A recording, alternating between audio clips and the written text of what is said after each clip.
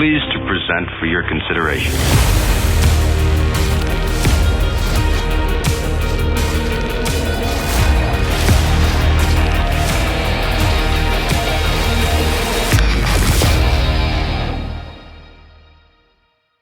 What's up, everyone? Welcome to the Jabberbox Podcast, episode 21.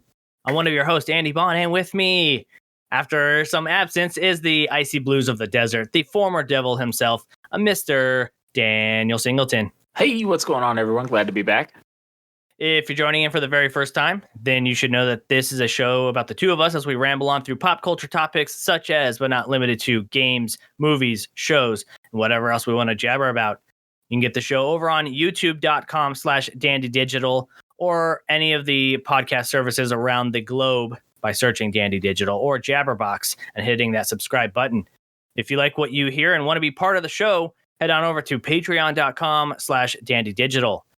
Now let's get on with the show. First things first, Dan, I know we normally talk about the cookies, but I want to actually talk about your adventures. It's been a while since we've had you on here. How's your travels been? As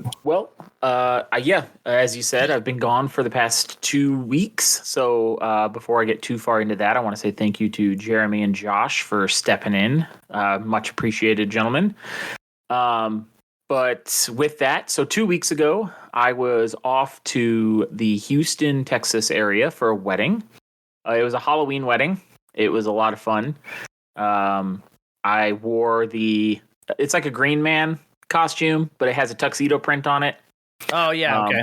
Yeah, it was super informal, but a lot of fun. It was basically a 5-day long party.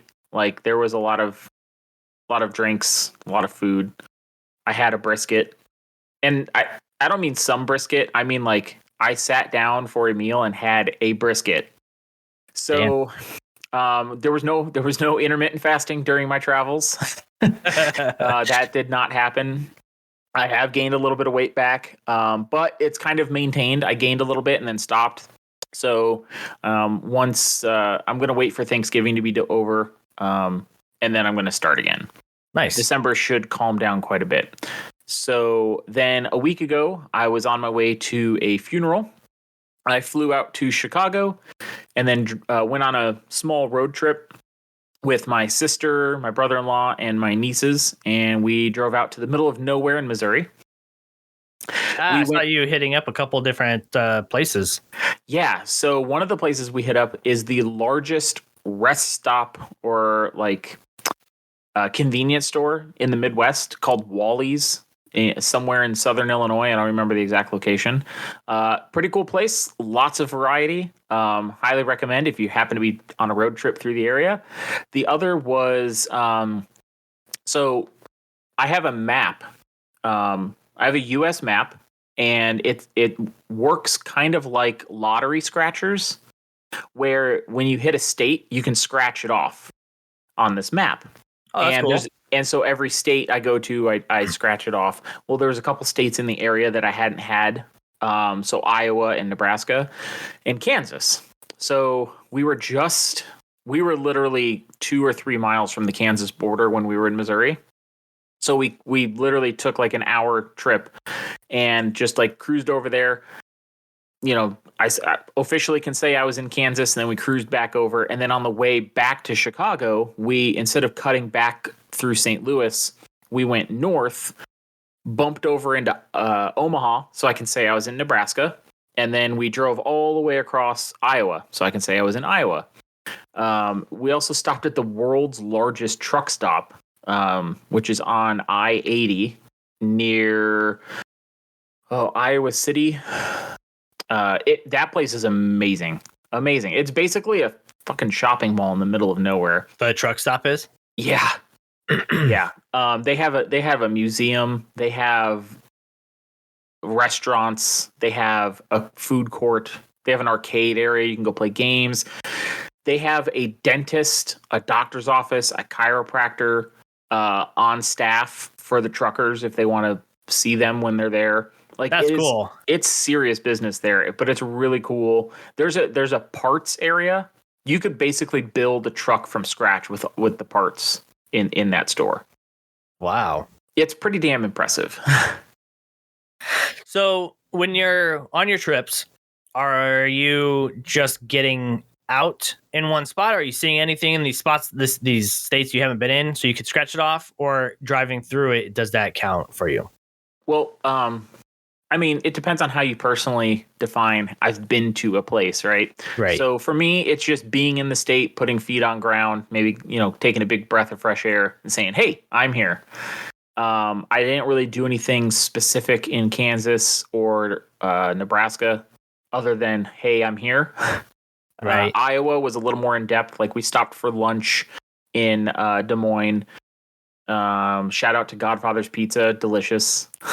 There's not many of them, but if you get a chance, yum. We stopped at that huge truck stop. So it kind of just depends on how you personally define being in a place. Okay. Cool. It was a lot of fun, though. Next week, I will be missing another episode. I will be traveling to Las Vegas this time. This time, no flights, just driving myself. Jessica will be with me on that trip. Going to go to a military reunion up there. Been a few years since we did that. We were supposed to do it last year, but COVID, that whole thing. I don't know if anybody's heard, but there was this thing called COVID. Kind of messed with everyone a bit. So it got pushed to this year, but it's looking like it's on track. So that's where we'll be next week. And then obviously after that will be Thanksgiving. So yeah, November has been and will continue to be a pretty busy month on my end. Hoping December will be much more calm. So I'll be getting back to the intermittent fasting and starting that again.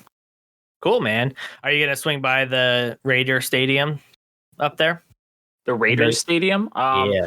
I think we have to drive by it. Or, I mean, when you've driven into Vegas from the Phoenix direction, so as you come over that hill, kind of near Henderson almost, you can see the whole strip. So I'm sure that when we do that, we'll get a pretty good view of the stadium from that point. Cool. Yeah, I think the last time I was up there was for a convention. So it was actually down the street from the stadium. So we were there when they were. It looked pretty complete, but you could tell from the outside a bunch of the the tractors and cranes and shit that was out in the parking lot that they were still building on the inside. But it looks nice from what I saw at that Jessica time. said that she also wants to stop at the dam on the way there. I haven't done that in years, so we're gonna leave a little extra early. And we're going to take a quick stop at the dam and walk around and check things out there, too. Fucking A. Just because we can. Cool, man. Sounds awesome. Funeral aside, sounds like you had a good trip. I mean, it was mostly good. Yeah.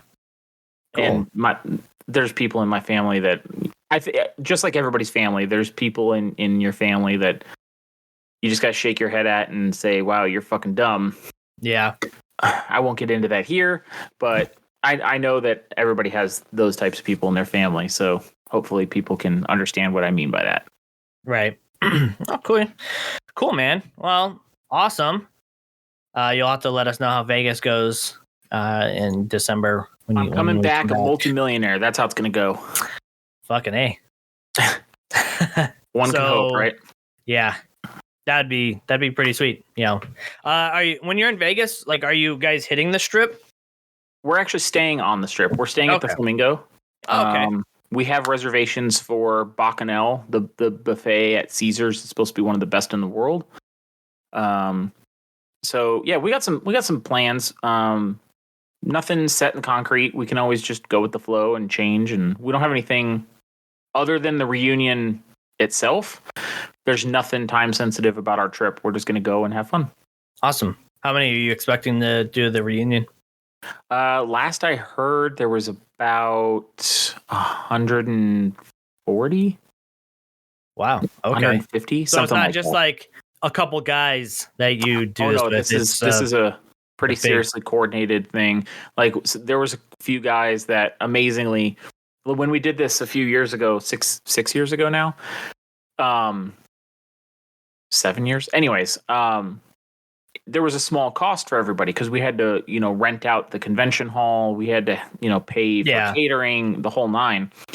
There was a few guys that did a fundraiser, so now it's not out of pocket for anybody going now. Nice. Yeah. That's really cool. Yeah, pretty cool stuff. So it allows people that may not be able to pay still that access to hang out and see everybody. Yep. Yeah, the only cost for people will be getting there instead of attending as well. Cool. And they're even gonna some of the Gold Star families will even be there with us. So that'll be nice to put some faces to names. I've met a few of them, obviously, not all of them. That was actually one of the highlights of driving through Missouri. Was I got to visit a friend of mine who was killed in Iraq, who's buried in Missouri. So it's the first time I've gotten the chance to do that because it's in a very rural location. So that was a nice opportunity to be able to do that. And his wife will actually be at the reunion. So yeah, it'll be a good time though. There's going to be lots of alcohol and good times. Hell yeah, man. That's awesome. That's good to hear. So, yeah. Well, let's keep on going, right? Yeah. I haven't actually done anything different. I mean, I know that the episode with Jeremy there was a lot of issues, or it's not a lot of issues. There were some issues with the program that ended up being weird, so I apologize for that. Josh was on last week. We were just bullshitting. Thanks to those guys again. So outside of that, I've been just doing the normal shit, man. I actually kept going for Ring Fit. There was a couple days I took off. Either my shins were hurting from running into place, which happens from time to time, or like my knee starts to hurt. But other than that, I've been trying to get more used to doing it every day, which I've been pretty good. I think I missed like maybe 4 days in the last 3 weeks. Right. So it's here and there, Halloween, I didn't do it, shit like that. But I'm finding like this week, I've just been sleeping like shit again. Like it seems like it's a sleep apnea thing. Mary was talking about how when she woke up to use the restroom or get water, it sounds like I'm stopping. I'm not breathing anymore in certain parts of this in my night. So she's actually she stayed up. She would wake up periodically to check on me, I guess, throughout. I think it was like Tuesday night. So that's weird. I was like, I understand I have a couple pounds, but I didn't think to the point having sleep apnea like that, or at least to stop breathing. So I don't know. It's really weird. Time to get a CPAP. Yeah, maybe something like that. I'll look into seeing what I can do. So that was Monday and Tuesday. I was having real issues, and I think maybe even Sunday as well. But last night and the night before, it seems to be okay. Like I actually feel like I'm rested. So have you had allergies or felt congested at all lately? I don't normally have allergies, but yes, like I feel like I'm sneezing a little bit more, which is weird. But it's also gotten a little windy over here, so I may have developed allergies, in the last little bit. So that could be it. I don't know. I thought about using like nose strips maybe to see if like I could just open up some airflow, when I'm sleeping. So we'll see. Those help for sure. Yeah, it felt like there's shit on my throat. Like with a change of weather, I thought I was getting sick. You know what I mean? Which happens frequently. If you go, because I'm in a constant state. This room that I'm in is always like 80 degrees, right? Yeah. So if it drops or it becomes windy and the weather drops, I will get a fucking sore throat and a head cold like no other business. So I thought that was happening, and because my throat was sore, and I thought maybe I sleep with my mouth open or whatever, and the fan's on, and it gets cold in our room. Like it's the coldest part in this entire house. So I thought maybe I just got dried out, like my throat dried out. But then it started feeling like I had like shit in my throat, like on my vocal cords. So like when I was trying to like swallow, it almost like a mucus almost. Right. And it just wouldn't go away. And I couldn't clear my throat and I couldn't swallow anything. So I think that had something to do with it. But then it cleared up. So I think if it starts to happen again, I'll go get like Mucinex or something to maybe try to alleviate that issue. But that it doesn't happen. Like it's rare that it happens. So I never think about it until afterwards. So we'll see how that goes. That's pretty much it. We went out last night to the bookstore because it was in the area. We went to World Market. I really wanted to go to World Market because with Christmas coming up, they have some cool shit. Yeah. They opened up a Barnes and Noble next to the World Market. So we went in there, and I found a vinyl for. Give me a second here. It is the vinyl for. Oh, that's awesome. Bing Crosby, man. Like That's cool. It was the only one there. It's all his fucking hits, and I was like, you don't get shit like this. You know what I mean? It's usually like new people that are doing Christmas songs that you don't really pick up on, or it's like a collection or a soundtrack. But I love every fucking one of these Bing Crosby songs, and it was the only one sitting there. I had to pick it up. I couldn't be like, I'll come back later for it. I was like, nope, I'm buying it right now. That's cool. Right. So, about a year ago, I bought a whole vinyl set, a collection, not a set. At a garage set, and there was some Christmas vinyls in that back from like the 50s and 60s. I can't remember off the top of my head who it is though. It's not Bing Crosby. Wish it was. That'd be awesome. I'm a little jealous. Yeah. So check it out, man. It's a reprint, obviously. So. But I was like, because I was thinking about it, I was like, with Christmas coming up, I have the Elf soundtrack. I have on vinyl, I have Charlie Brown Christmas. So it plays that. And then when my grandma passed away, she had a bunch of vinyls. And I went and grabbed one. There was a Christmas one in there that I snagged. And it's like various artists. And this thing is fucking old as shit, right? Like you can tell like the paper that it sits in is very fragile.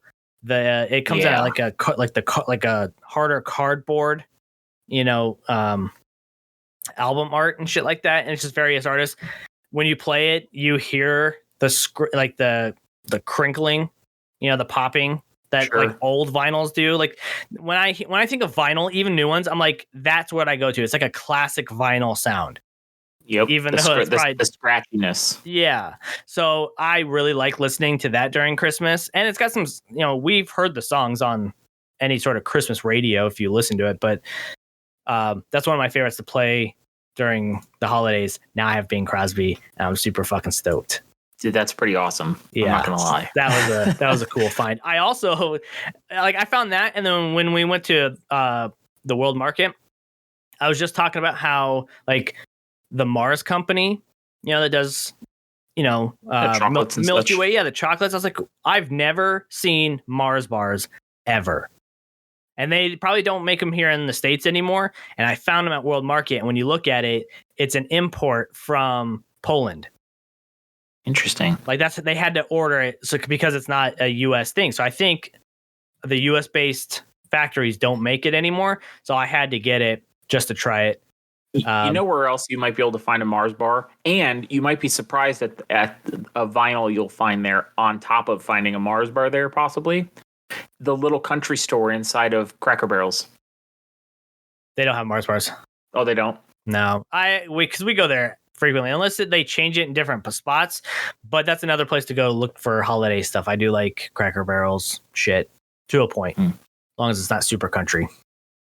Yeah, speaking of Cracker Barrel, we were at a Cracker Barrel the night we got into, it was in St. Joseph's, Missouri, which is about an hour north of Kansas City. Yeah. And we met some family there, and most of them left, and there was a few of us. And a dude dropped dead in that. In a Cracker Barrel? In a Cracker Barrel. Dropped dead. Boom. Holy shit. Yeah. Look at you going on adventures and seeing dead bodies. Yeah, it was interesting. In a restaurant. Apparently, I'm weird because it didn't faze me. And the That's rest not of my weird. You were in the fucking military, man. Well, yeah, but my family, my family was like, "That didn't bother you?" And I was like, "Why would that bother me?" The dude weighed like 400 pounds, and he was not young. So his heart gave out. It sucks though because apparently, one of the people there that worked there was doing CPR, and they were doing 15 compressions to 2 breaths, which is old school how people are taught. Right. And now it's continuous compressions unless it's an overdose or a drowning. And so I was considering stepping in and being like, hey, do you want me to, continue CPR? Because she looked like she was getting gassed on top of it, on top of doing it incorrectly. But as I was about to do that, the ambulance pulled up, and I was like, okay, I'll just let them handle it. I don't need to get involved. And I'm really glad I didn't now, because the person that was doing CPR was that person's granddaughter. So, to have someone you don't know walk up and be like, hey, you're doing it wrong. Right. Let me do it. Then that, I'm glad I didn't say anything, because I'm 90% sure that guy was already gone by the time they wheeled him out of there. And then just to have that playing in her head the rest of her life of, I wasn't doing it right. It's my fault. So I'm really glad I didn't say anything. Yeah. Damn, man. Yeah, that was fun. Well, damn. Well, that's a downer.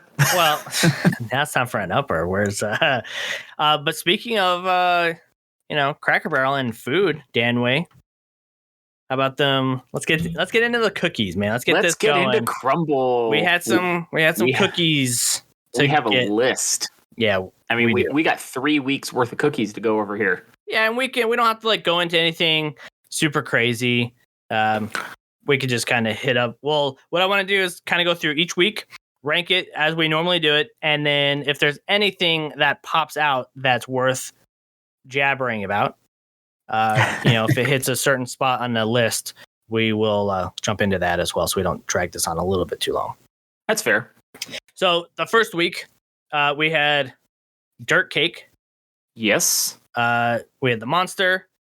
We had the sugar pumpkin candy, the mother's cookie, and the pumpkin roll. That was a fiver that week. Yes. So how'd that turn out for you? So the top of my list was a tie. Not strictly a tie, but it was between dirt cake and pumpkin roll. I had pumpkin roll slightly higher.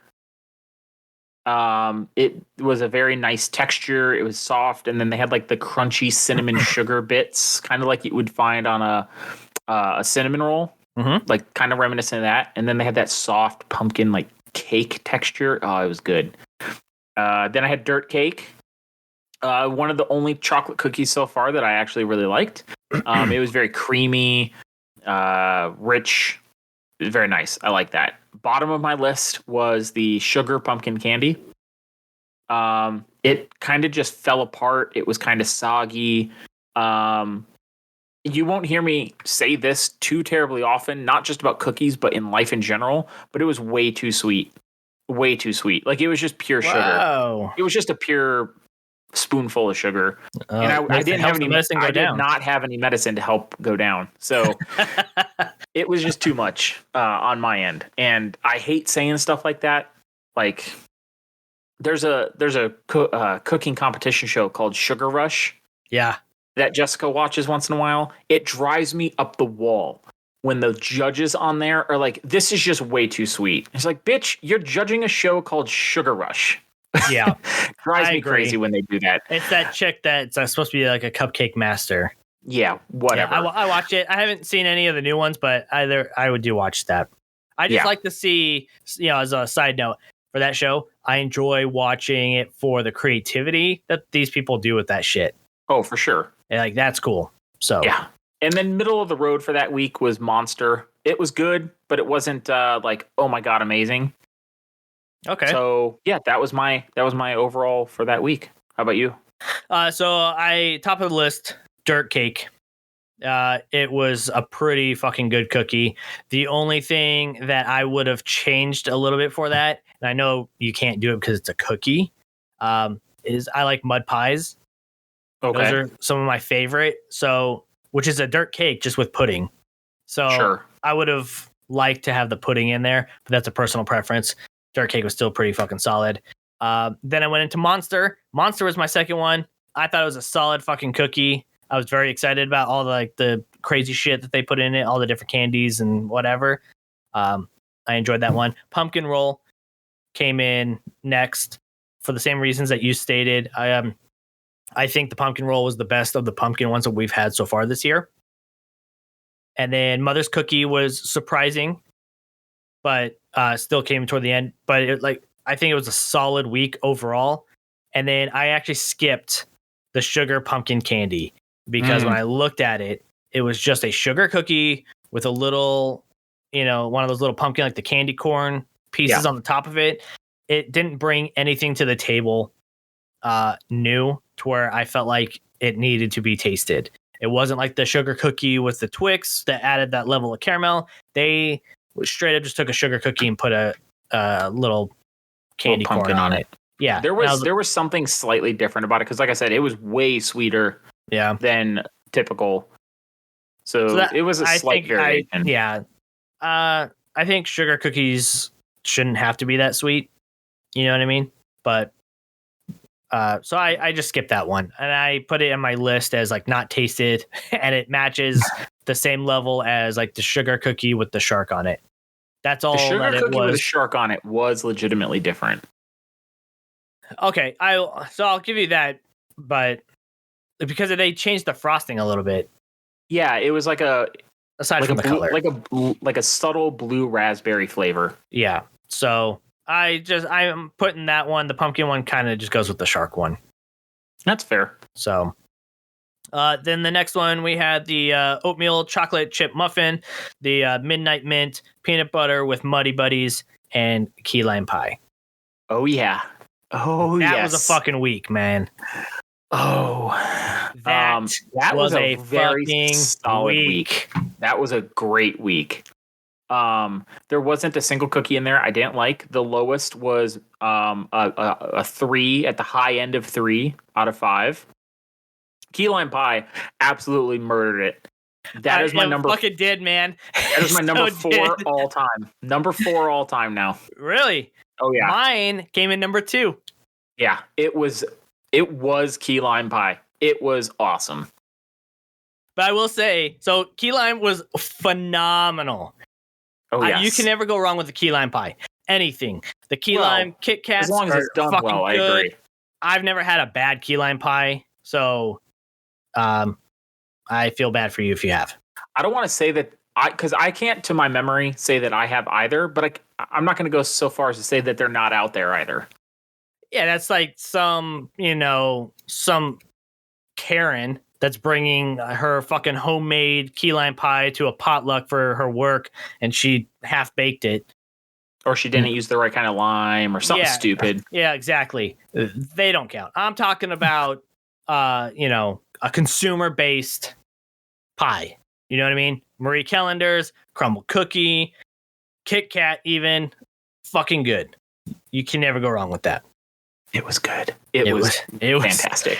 So fucking good, man. I want it right now. That'll be one that I buy every fucking time they put it on the menu. For sure. For show. Next up, also broke the top 5. It came in at number 5. It was the Midnight Mint. Okay, so for that one, where did I put that one on my list? Midnight Mint came in middle of the road for me overall over the whole list. Really? Yeah. Number 34.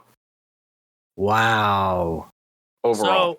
So, I don't know for other people if your grocery stores do this, but there's here in Arizona, we have a Safeway, right? They have these little green, like rectangle shaped mints that are on like an end cap for like a frozen food section. Like Andes? Like Andes mints? Like an Andes. These ones taste a little bit more richer than the Andes, and I like them better. Mm-hmm. I'm going to see if I can go grab some, because when you pick up your shit here, like when your Xbox arrives, I'm going to go grab one. Because I was telling this to Mary. I was like, this candy is like a truffle almost, but not a truffle. So I'll have to look it up to see when I get the brand, what it is exactly. That is what made this Midnight Mint so fucking good. Like, it's a more potent mint flavor compared to the other mint cookies or the Andy mints that we've had. I'm intrigued. Yeah, it's a delicacy for sure. It's one of those ones where they're individually wrapped. They don't put them in a bag. You know what I mean? And they're in like little boxes on the end cap, and you can get it. And they're like with other truffles, like Linzer or all the other fancy ass chocolates. That's where these go. And that's what this cookie tasted like. So it fucking blew my goddamn taste buds out of the water when I had that after key lime pie. I was like, that's it. You know what I mean? You've reached shop. the peak. Yeah. So that was my number 5. Then we had the peanut butter featuring Muddy Buddies. That actually came in number 3 for me. Still fucking solid. 3 for the week. Okay. Yeah, it was nice because it had that crunch. Mm-hmm. So it was a nice texture difference. And it's a nice holiday treat. I actually like Muddy Buddies. Well, yeah, what's not to like? Some people think it's too sweet. Well. Then I will say oatmeal chocolate chip muffin. That was a good one, but not their best oatmeal one. That was my number 2 for the week. Yeah. Yeah. The consistency. They nailed the consistency of a muffin top. They were, yeah, that's true. It was exactly what you would want if that's the cookie. You're like, hey, I like muffin tops. I like chocolate chips. I'm getting that. Mm-hmm. You're getting exactly what you're looking for. Nice. Fuck yeah, that's true. I also had it when it was like right out of their oven, so it was still warm, soft, and melty. Like the chocolate chips just melted into it. Oh, it was so damn good. Yeah, I feel like when they do the warm ones, you got to have those ones first. Yeah, it helps. So that was the second week. So the third week, this week, it was actually a light week in terms of ranking cookies. So they had the returning deliciousness of the dulce de leche. Yeah, they did.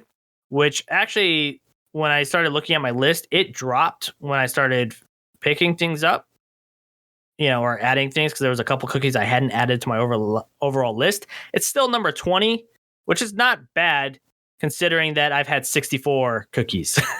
Yeah, I'm at 64 now as well.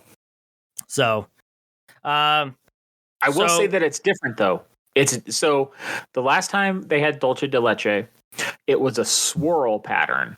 It was a swirl of caramel, right, with a swirl of the cream icing. Mm-hmm. This one, it was a layer of caramel with a dollop of the icing right in the center. I don't know if I would have liked that so much. I like the swirl. You get more flavor out of it for each one. So the swirl is, in my opinion, the swirl is still my number 1 overall all time. Okay. The dollop is number 2 all time. It's still You're ranking them separately? Yes, I absolutely am. It's the same fucking cookie. It is not the same cookie. It is a different icing pattern. And you get a different. It's not as good because you don't get all of the flavors in one bite. Yeah, but you could do that's the alternate outfit of player 2. You're gonna do your ranking how you're gonna do your ranking, but it's the same cookie. Just like I rank all the sugar cookies different. Okay, separately. I'll give you that then. I'll give you that. All right. Okay. But yeah, that was the best one for the week for sure. So then I didn't try that one because it was the same, and I was like, okay, well, I've already had it, so I don't need to get this one. Especially with the holidays coming up, it's like I could skip this cookie, That's fair. So aside from that one coming back, they had the pecan pie. They had the peanut butter featuring the Reese's Pieces, and then I put chocolate. So I actually didn't finish right now. Chocolate cookies and cream. Thank you. I was excited to actually fill out the fucking list. So my number 2 for the week was the peanut butter with Reese's Pieces. It's exactly what you would think it is. The only thing against it really is it could have used more Reese's Pieces. It wasn't that there was a lack of them, just more is always better. My issue with that one is that of all the other peanut butter ones we've had, it wasn't as moist. Or at least my cookie was a little dry as far as that goes. I didn't have problems with that one at my location. I did have that issue with the pecan pie and the chocolate cookies and cream, though.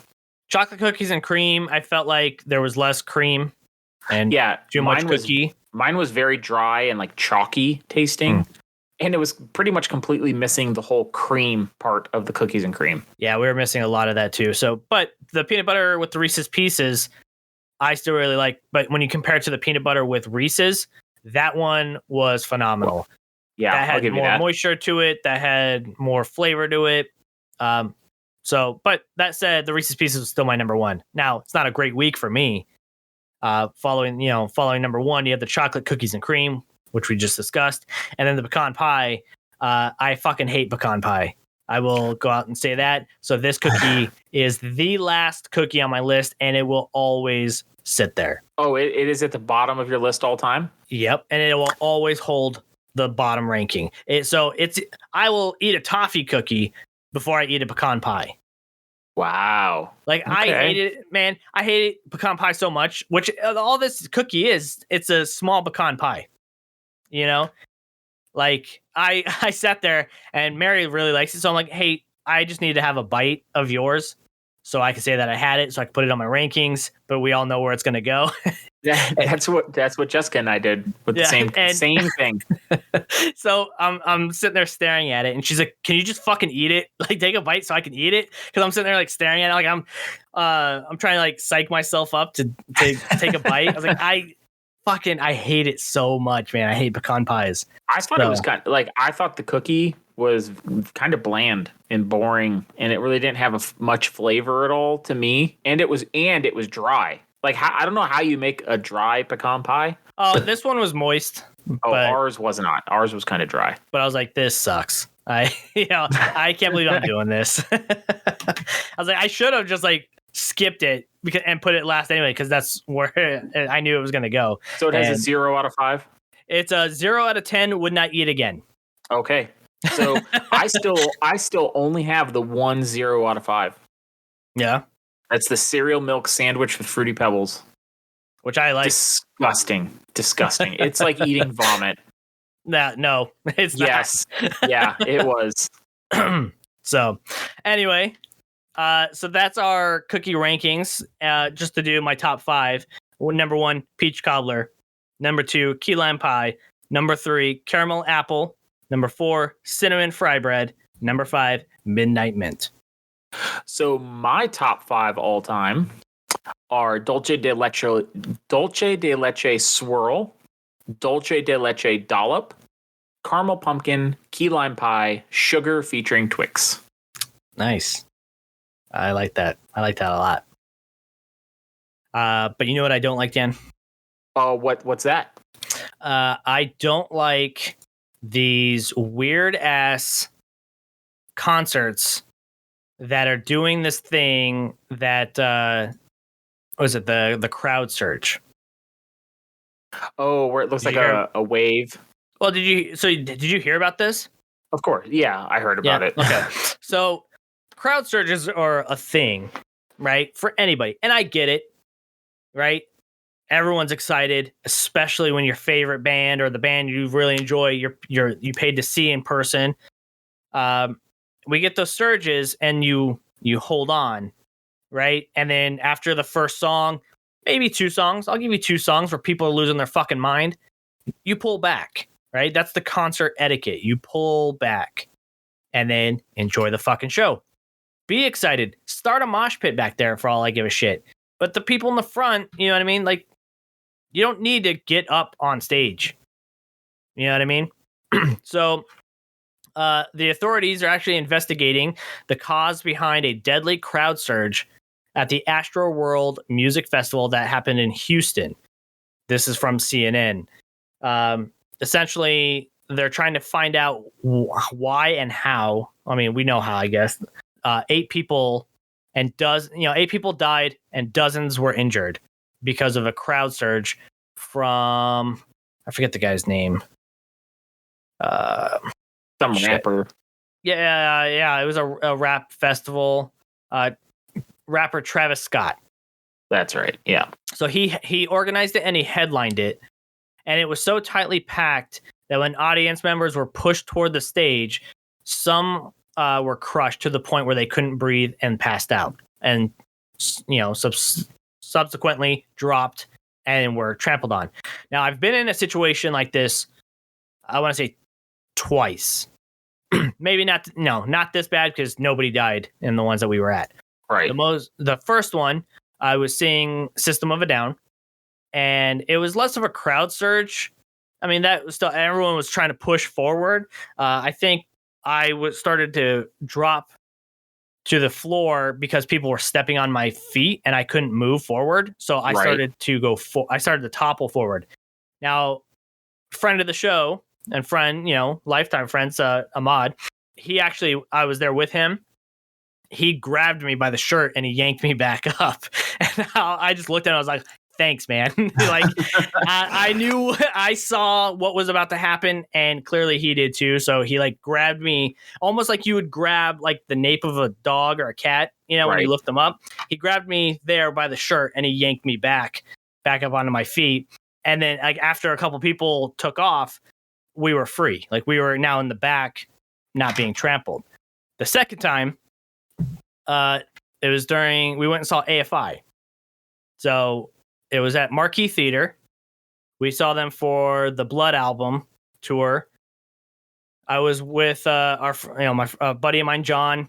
I was with Mary. I was with Mary's brother, and those motherfuckers did not get let up at all. To the point, like we were in the front. When they came out, how the lights go down. Everyone's excited. They start chanting, strength, strength through wounding. We are one, or I forget the term. It's from one of their songs.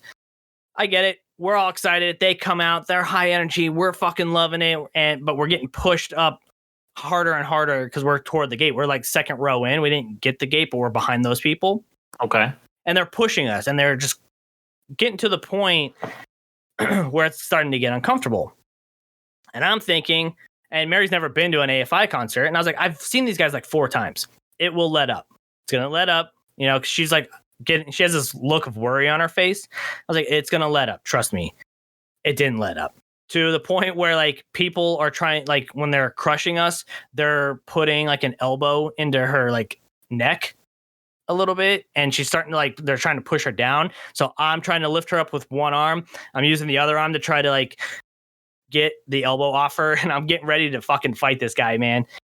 I told him, like, to the point where like she's never seen me this way, where I was like, if you don't fucking get off her, I will fucking murder you.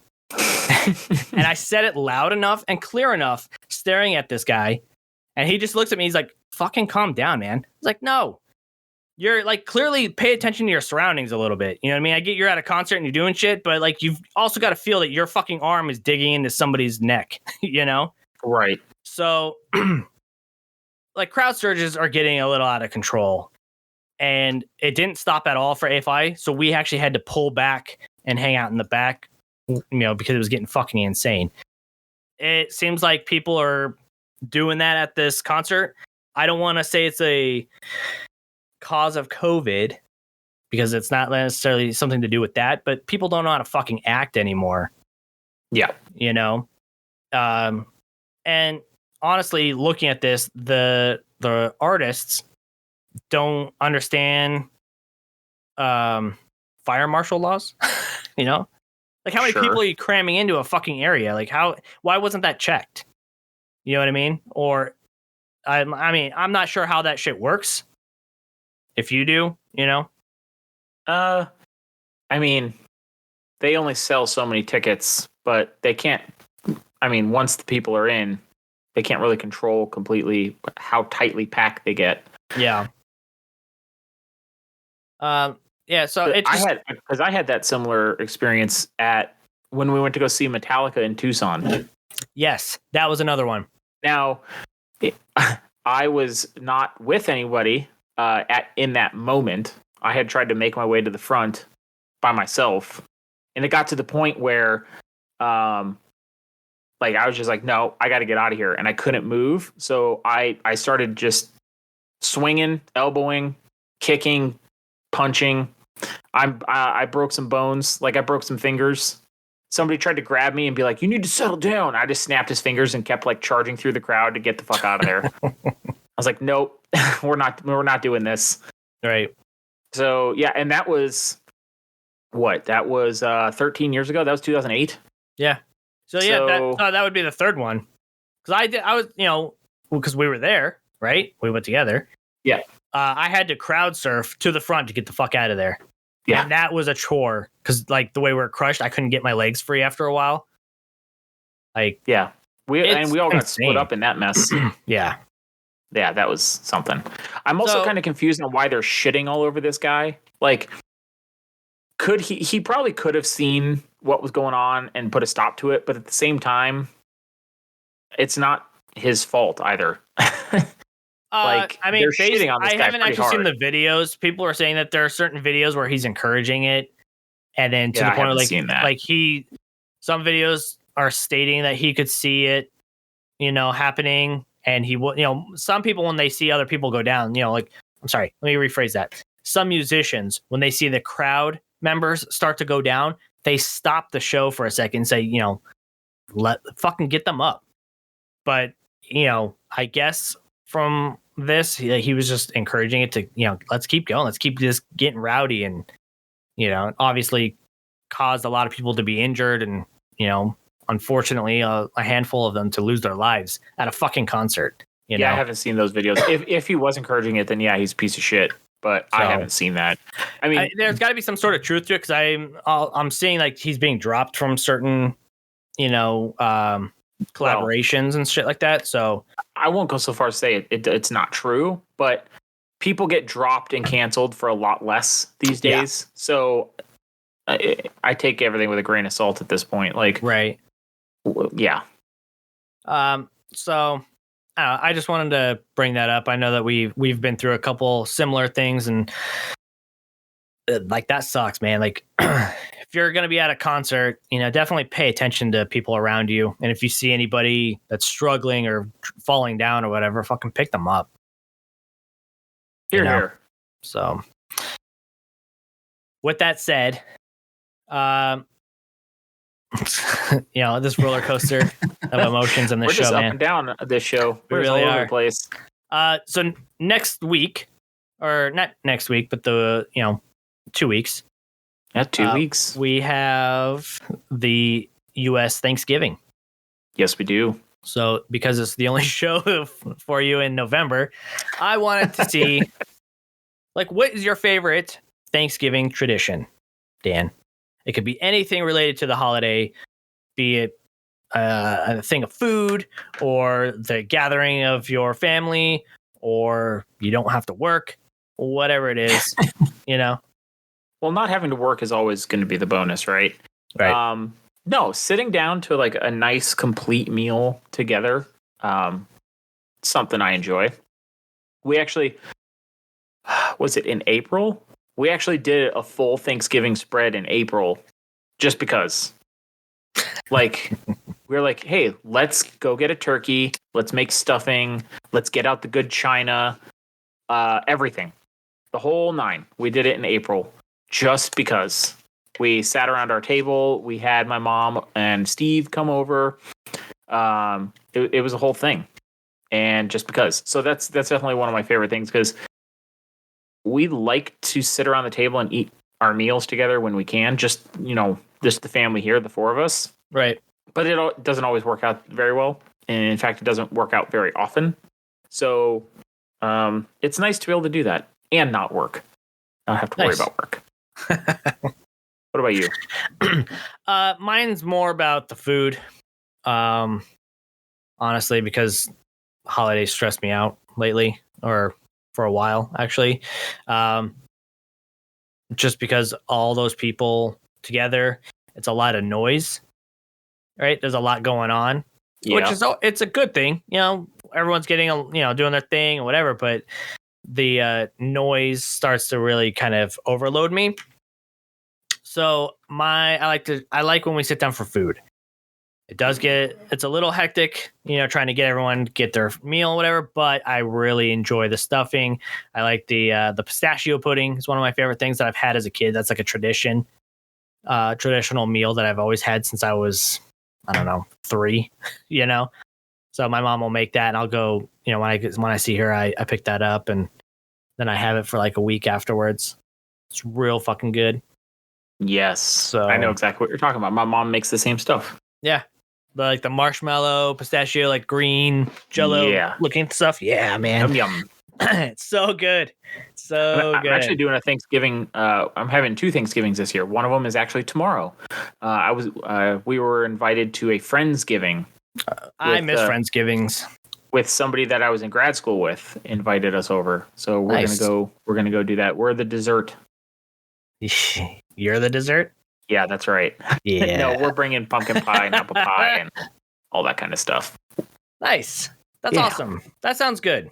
And Jessica's family we're hosting regular Thanksgiving as well. Jessica's family will be in town for that. Nice. That's cool. 'Cause they're still up in Colorado, right? Yep.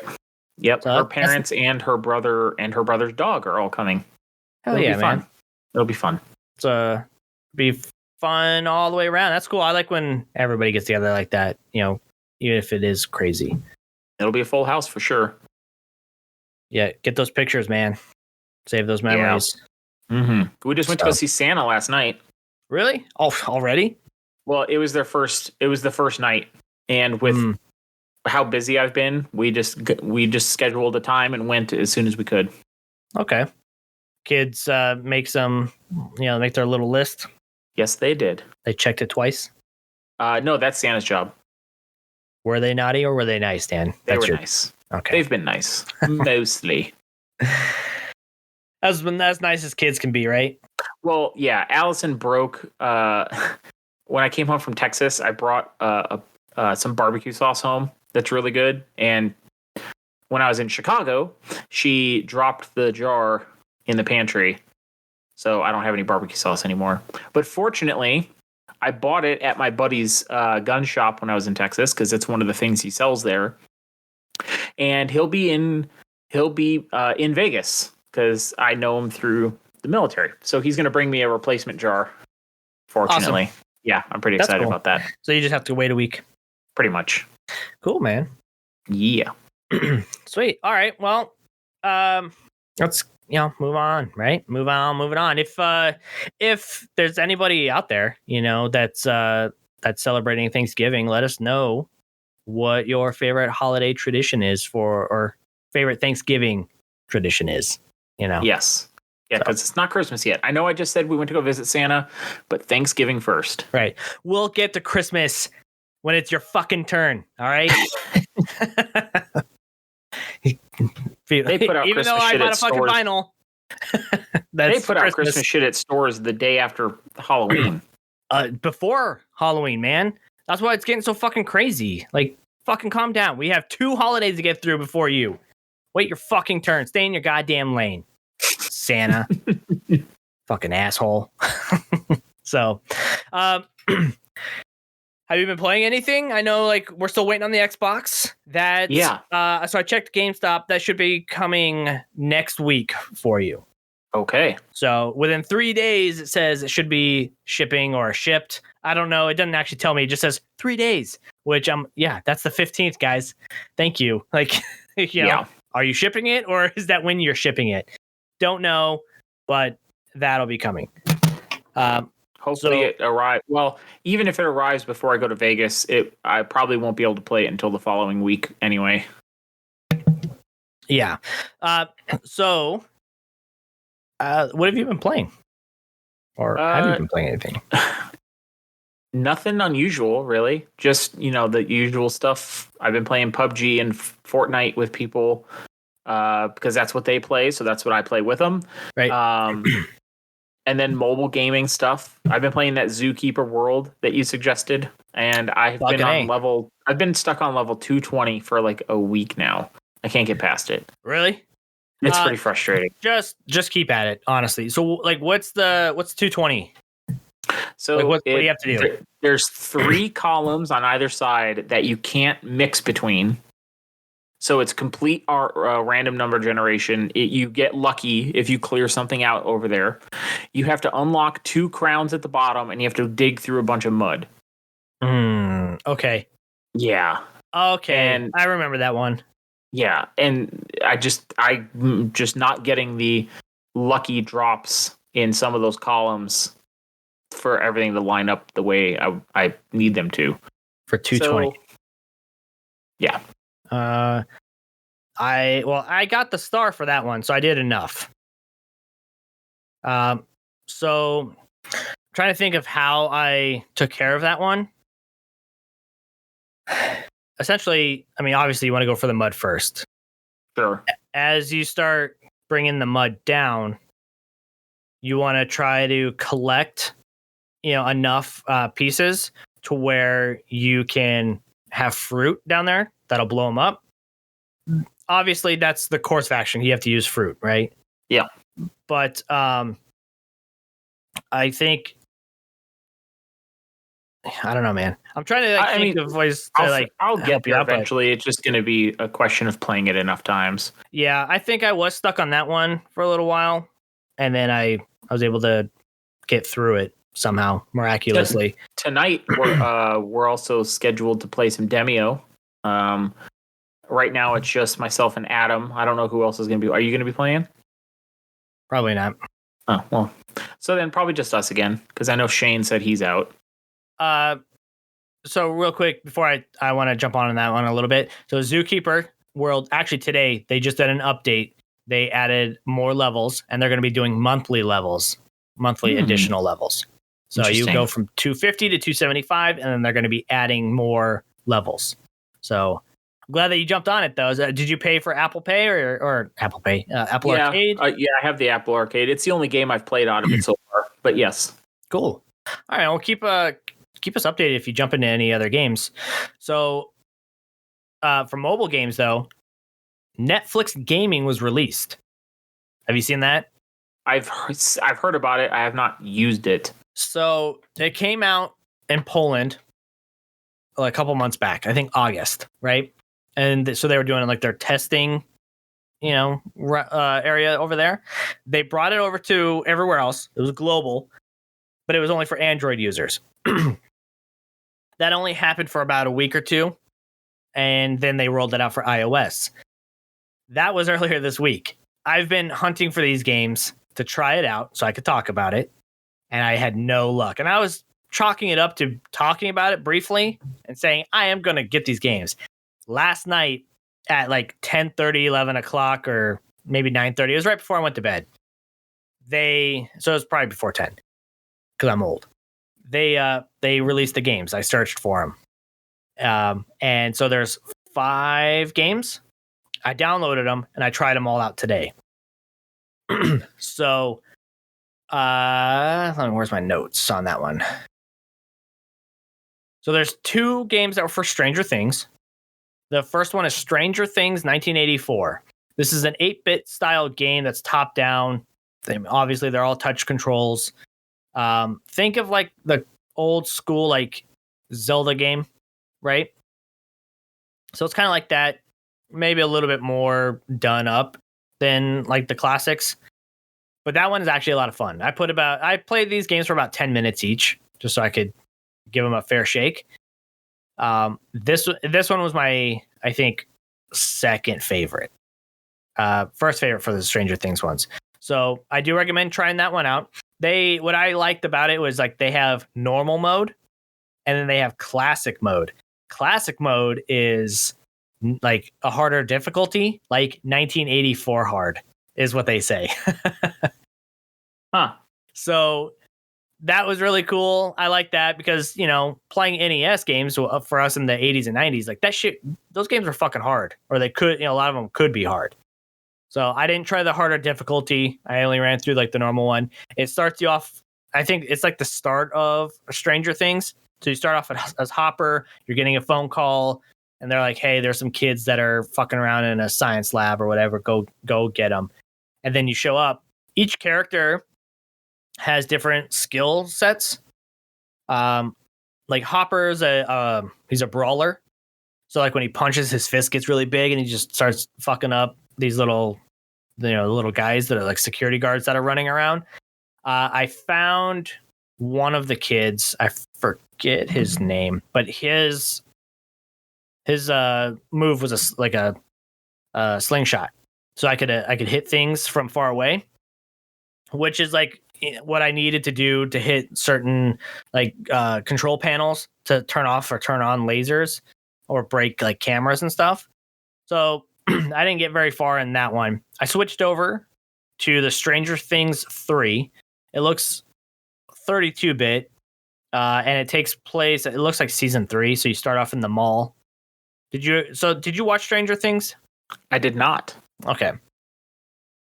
So I'm not going to go too far into it. So you start off in a mall and you're doing things like they did, like they're trying to sneak into the movie theater, and I don't know, man. It seems kind of semi dungeon crawler ish or esque, where you go and you're like attacking rats to find, whatever the item. It's like fetch quests.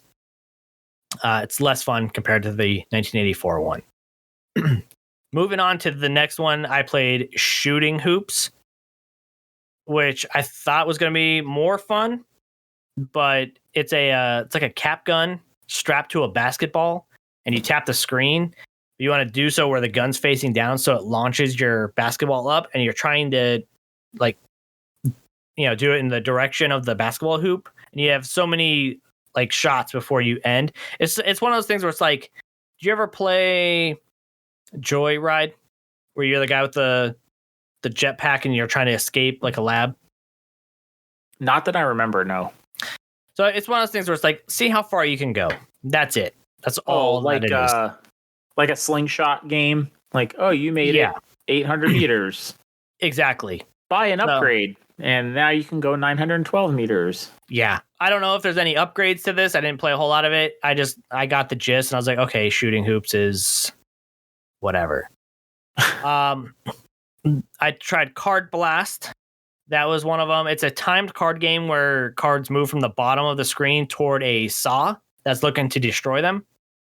And you have to keep the cards from doing so, obviously. Otherwise, you end your turn. But you're trying to you have to drag the cards up into like a playing field. And you're trying to create poker hands to earn enough points to get you to the next level. So you're like the flush, two of a kind, yada, yada. That one's okay. I think I'll try it a couple more times just to see where it lands.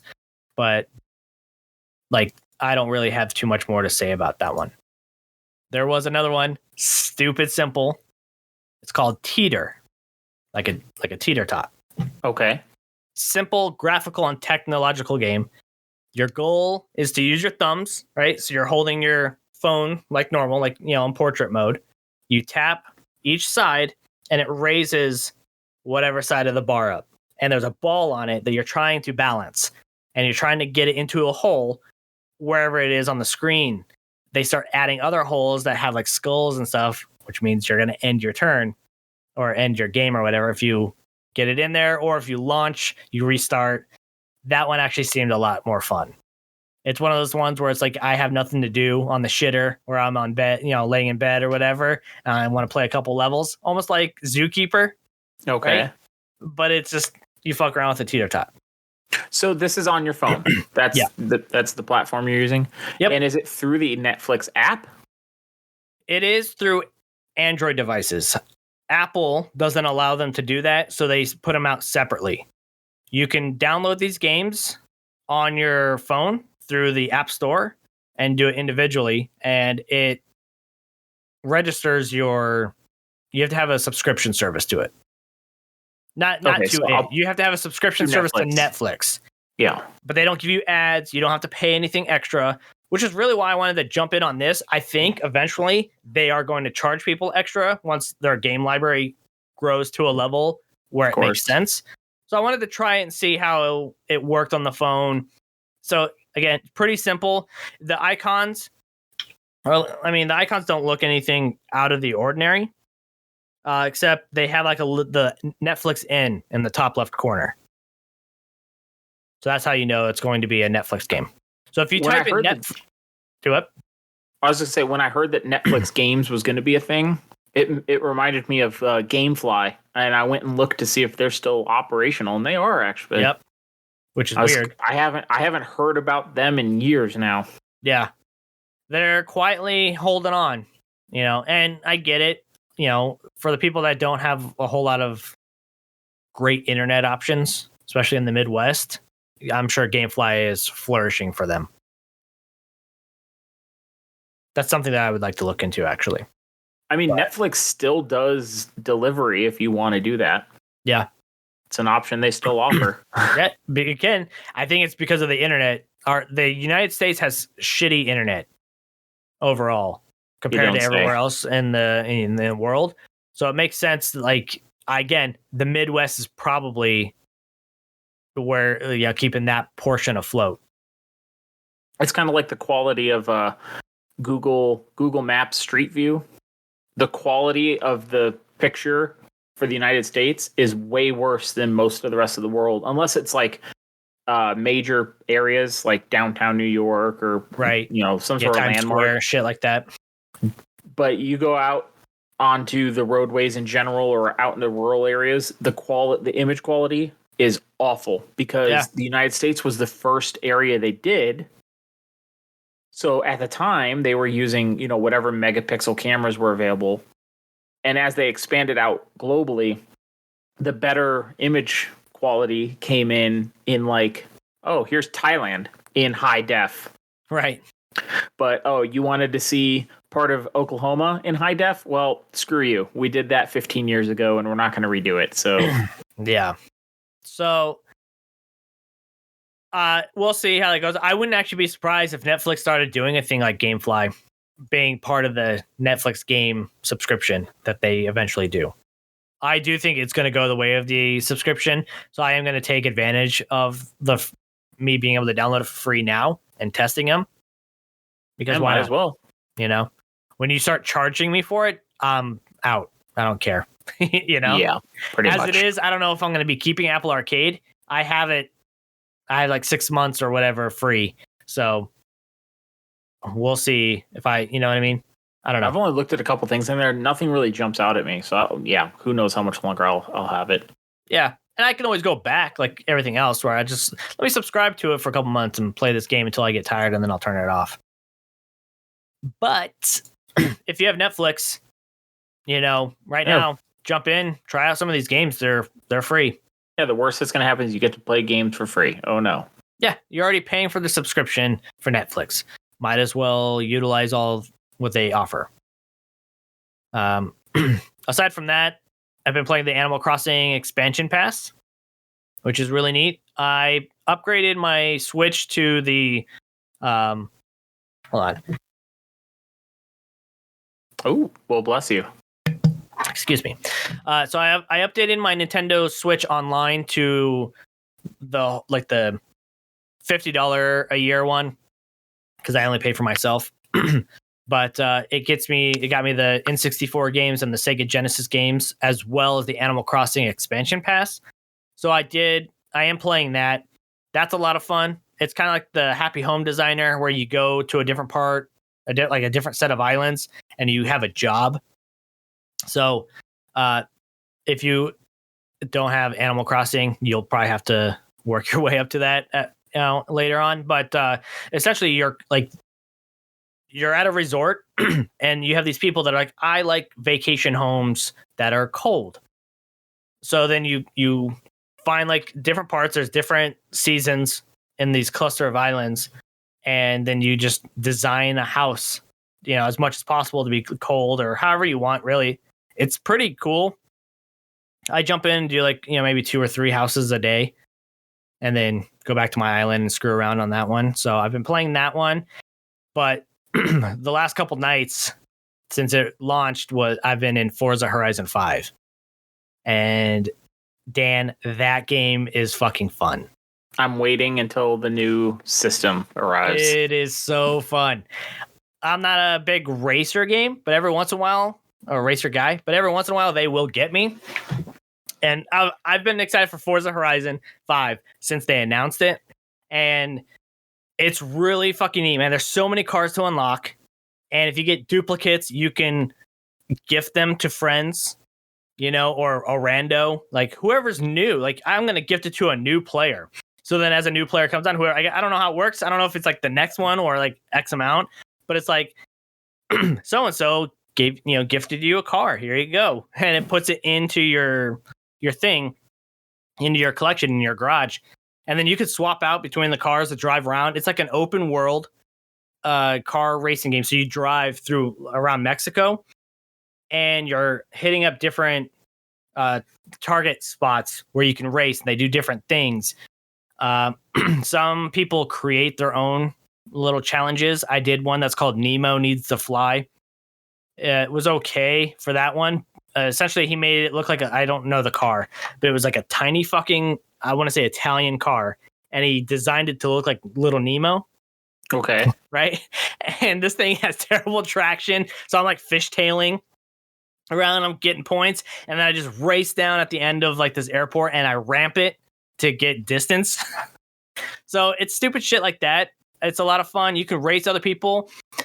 What threw me off is when you first start, because it reads your profile, it knew that my gamer tag, it doesn't read your gamer tag, it reads your name. So it's like, hello, Andy.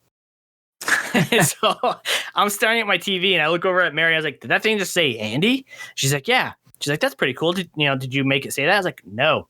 I was like, that's not even my gamer tag name, And she's like, well, what's your gamer tag name? It's like, it's the same fucking name that it's on everything else I do, right? Right. So it's Elvatron. So she's like, oh. I was like, yeah, that's weird.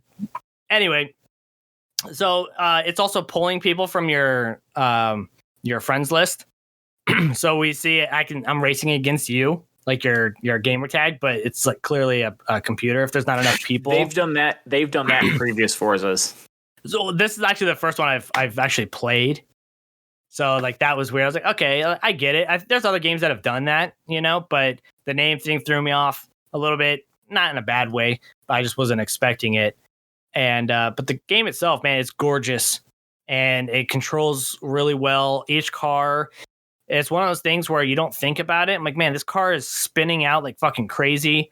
And then I lose the race. It's like, okay, let me try a different car. And then when you're doing that, you get to see if it's a 4-wheel drive or it's a 2-wheel drive. Is a 2-wheel drive is a front 2-wheel or a back 2-wheel? You know what I mean? Shit like that. Really fucking neat, man. I like it a lot, and I hope I think there's only one person that I know that's on my friends list that's playing it, which is crazy because it's a free game on Game Pass. So you are playing it on Xbox? Yeah, it's Xbox only. Oh yeah, Forza is. Duh. Don't listen to me. So yeah, when I get the new, it'll definitely be one of the games I play when I get the new Series X. I recommend it, and I know you're gonna have your hands full with like Halo and shit like that, but I do recommend playing Forza. Like, man, fuck, man, it's a lot of fun. And I'm going around, I'm finding like these little barn areas that have like crazy abandoned and rusted cars, but they're supposed to be legendaries. And then that unlocks like little stories that you can do to unlock that car for your garage to use during races. That's cool. It's neat, man. There's a lot going on. They have one going on. There's like a season 1 or whatever, or they're calling it wet season. And you go around and it's for 6 days. And you can, earn as many points as you want. I don't know what we're getting at the end, but you can unlock some cool cars. There's like a little lottery for getting, leveling up or doing certain challenges that you can unlock some shit. So I've actually unlocked a Hot Wheels car, like the Bone Crusher car. So I have that. It's like I know it's a racing game and it's mindless in a sense, but it's a lot of fun. I'm having a fucking blast with it. It's kind of why I play Minecraft. Like, there's a few people out there that give me shit like, oh, you're a grown ass adult playing Minecraft. And it's like, yeah, man. Who cares, man? It's calm and mindless and passes the time and it's relaxing. Yeah. I don't play it competitively, right? So, man, just let me harvest my carrots. Hey, you're a grown ass man. You still play with yourself. You know what I mean? Like, fuck off. Dumb. These people. So yeah, I get it. I get it, and I'm looking forward to it. Yeah, it's one of my recommended games for sure right now. Like, of all the games that we play or or coming up, whatever, don't sleep on Forza Horizon 5. I won't. Speaking of Xbox, though, have you heard about the Microsoft and Gucci team up? I did hear about it.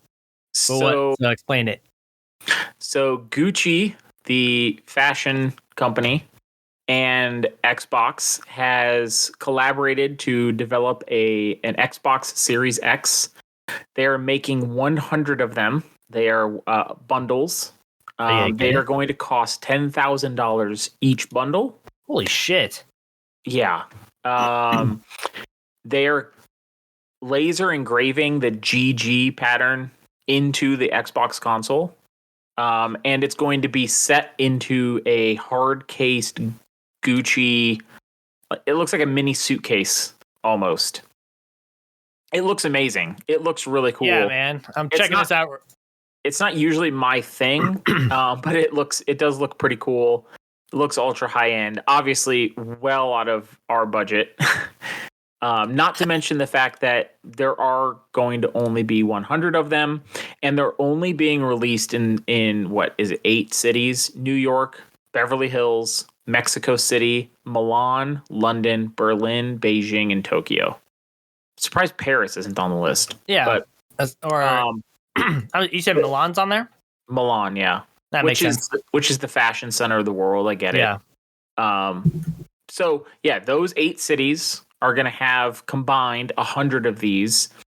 You can only pick them up in person in the store on November 17th. And that's it. There's 100 of them. So they're going to make some money. They're going to, $1 million for 100 Xboxes. So, but they look really good. Like even the case it comes in is customized to fit. It comes with the custom console. It has 2 Gucci controllers that are customized as well with blue and red stripes. And then the inside of it is like an ultra plush green quilted material. Looks like it's a leather on the inside.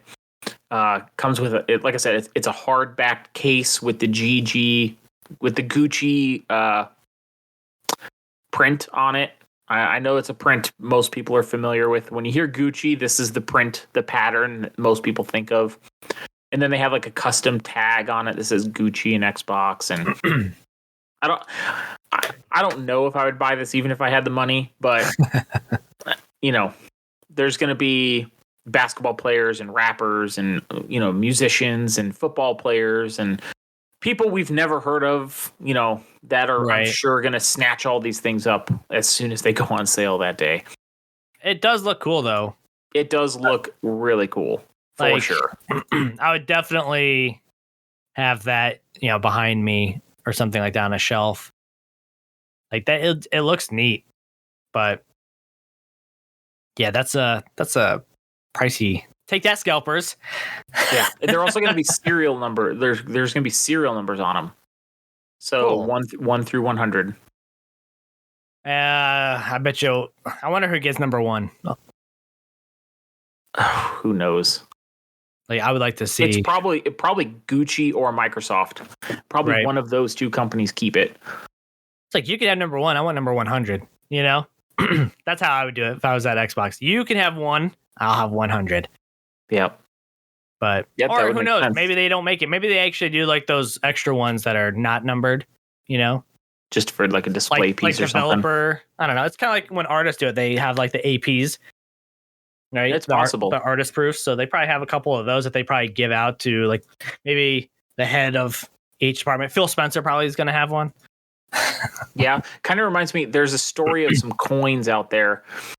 Some of the most valuable coins in the world. They were kind of what you're describing. The Mint made some as examples, just like I think it was like maybe 10 or 12 of them. They weren't official by any means, but they were checking the presses. And they presented them to members of Congress as an example of like, hey, this is what we're looking at doing. And most of them were returned and destroyed. A few of them were quote unquote lost. And now when they do pop up from time to time, they're some of the most valuable coins in the world. They just got like mixed in with people's loose change and just just lost. And so every once in a while, one of those coins will pop up. I think there's only a couple left that are known to exist. And they're some of the most valuable in the world. And it's kind of what you were just describing with the artist proof.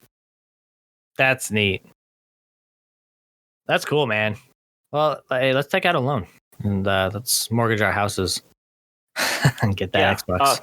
Yeah, excuse me, Mr. Bank. I would like to have a loan for $1 million. Actually, 2 million, because I'm going to have to travel to 8 different cities to buy 100 Xboxes. No, man, we're not buying all of them. Just get 2. Yeah, I don't think they would go for it. We just need 20,000. I mean, really, we could just drive to Beverly Hills, right? We could. I mean, they won't question when we roll up in my dirty ass blue 2012 F-150, right? Hey, we're inconspicuous, motherfuckers. I got the cash. Here you go. They'd probably just arrest us for parking that on Rodeo Drive. Yeah, maybe. Who knows? Stranger things have happened, man. That's true. Cool. So is there anything else in the Xbox world? No, everything's pretty calm right now, as far as I know. I know that the 20th anniversary celebration is coming up on November 15th, but the details on that are kind of. I mean, obviously they're going to cover the big things like Halo, right? So, Fable, woo, maybe, hopefully, good possibility, but the details are to be determined. Yeah, and we'll find out in 3 days. Fucking A. Yeah, we'll check that out. For sure. I don't know, because you're going to be out next week, so we may not actually get a chance to review that right away, but we will definitely be going over that for sure. Yeah, I'll be home Monday, Tuesday, Wednesday, so I'll be around to try to keep up on things. Cool. All right, man. Well, neat. So, anything else for Xbox? Anything for you for games? Nothing too specific. Just the stuff that's coming out for the holidays, but that's all been pretty well covered at this point. But yeah, that's Xbox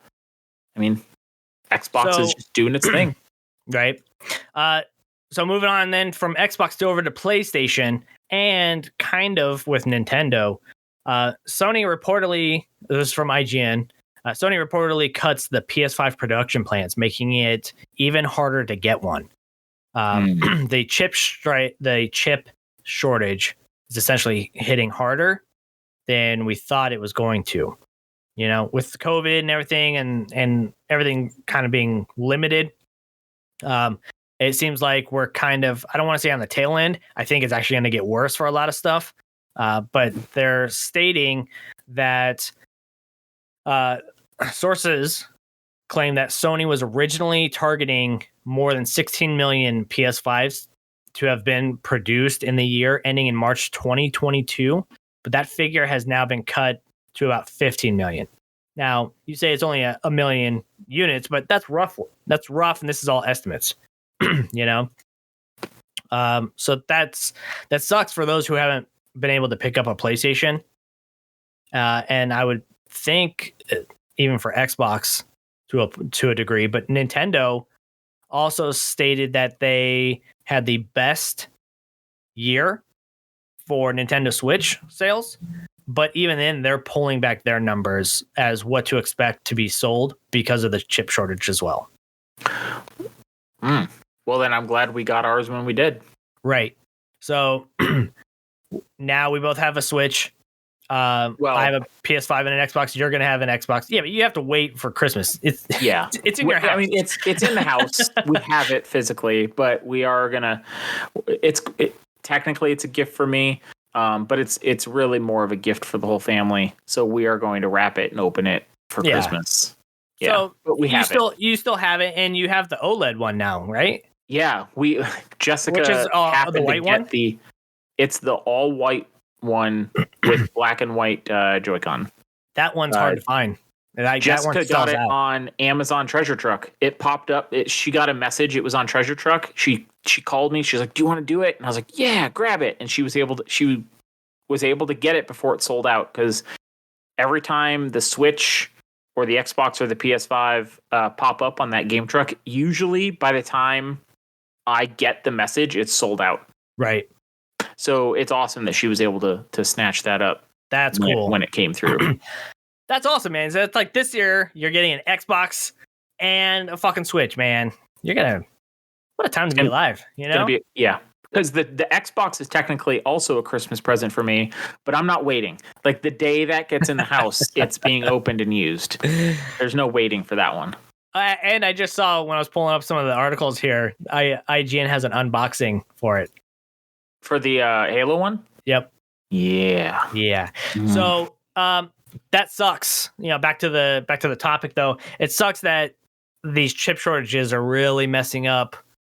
We're going into a year. Like in 3 days or so. I think it's the 15th, or even today. It's 1 year anniversary of PlayStation.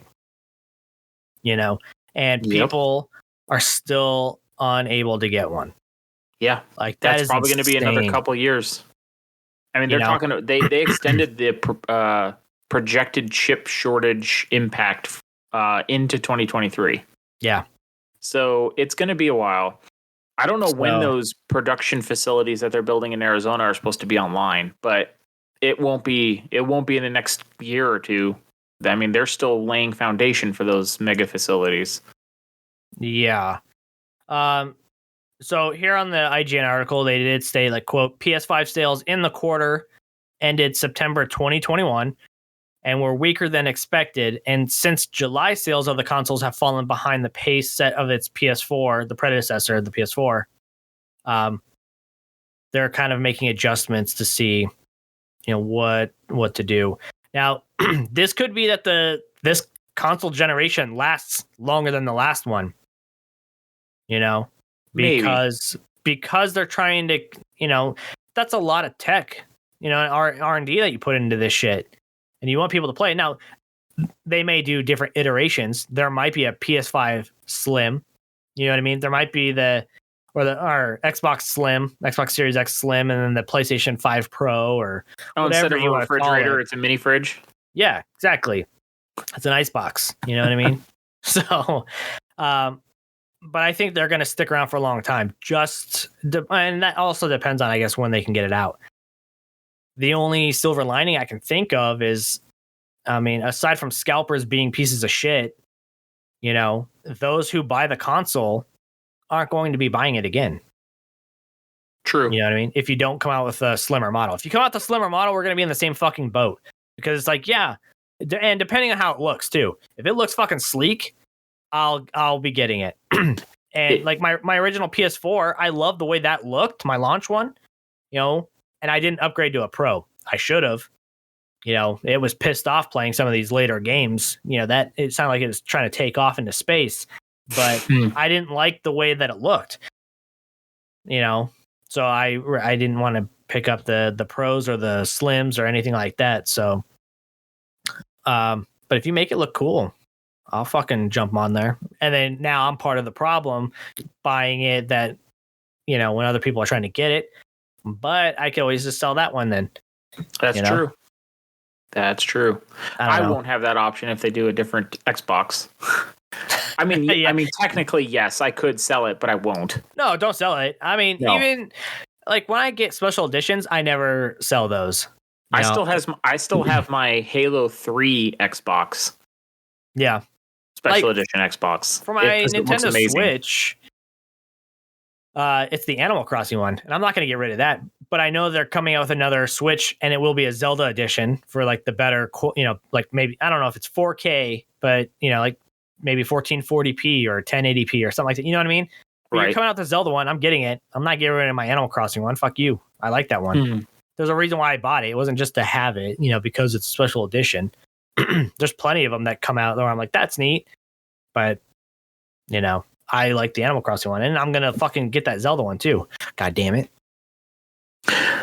Yeah, I wasn't selected for any of those special edition Xboxes we put in for. Yeah, neither was I. I'm still going to try though. Yeah. What's the worst that's going to happen? Nothing. Right. Cool, man. Well, that's all that I really have for the gaming news, and or all that we have for the gaming news. Have you been watching anything on your travels? Nothing as far as the MCU is concerned. I had it downloaded, but I just never got around to watching it. I was actually reading a book for a lot of my time in the airports, which was super interesting. It's called How to Make an Apple Pie from Scratch. So it's about particle physics and nuclear chemistry and origins of the universe. Holy shit. It's super interesting. It came out this year. So if anybody's interested in that kind of those topics, I recommend it. It's pretty interesting. It's inspired by a quote by Carl Sagan in the original Cosmos series back in the 70s, or I think it was the 70s, where he said, if you want to learn how to make an apple pie from scratch, first you must create the universe. And so that's where the title of this book comes from. That's cool. And it talks about, it tells you in the first chapter or two, like, here's what is in an apple pie. You have carbon and you have oxygen and you have hydrogen and blah, blah, blah, blah, blah. But to dig deeper on these things, now we need to talk about protons and electrons and how did we discover them and who discovered them and what did they use to do it and what were the competing theories before this was proven. So it's kind of a scientific history of how we came to things like the CERN super collider in France and Switzerland, and what they're discovering using that today. It's super interesting stuff, and I've really enjoyed it. But as far as watching, I know that's not screen time technically. But on the flights, they had free movies that you could use with their Wi-Fi. And so I watched the movie Tag, which is a couple years old now. Have you seen it? Yeah. I liked it. So yeah, it was very enjoyable, super entertaining. And then I also finally got a chance to watch Tenet.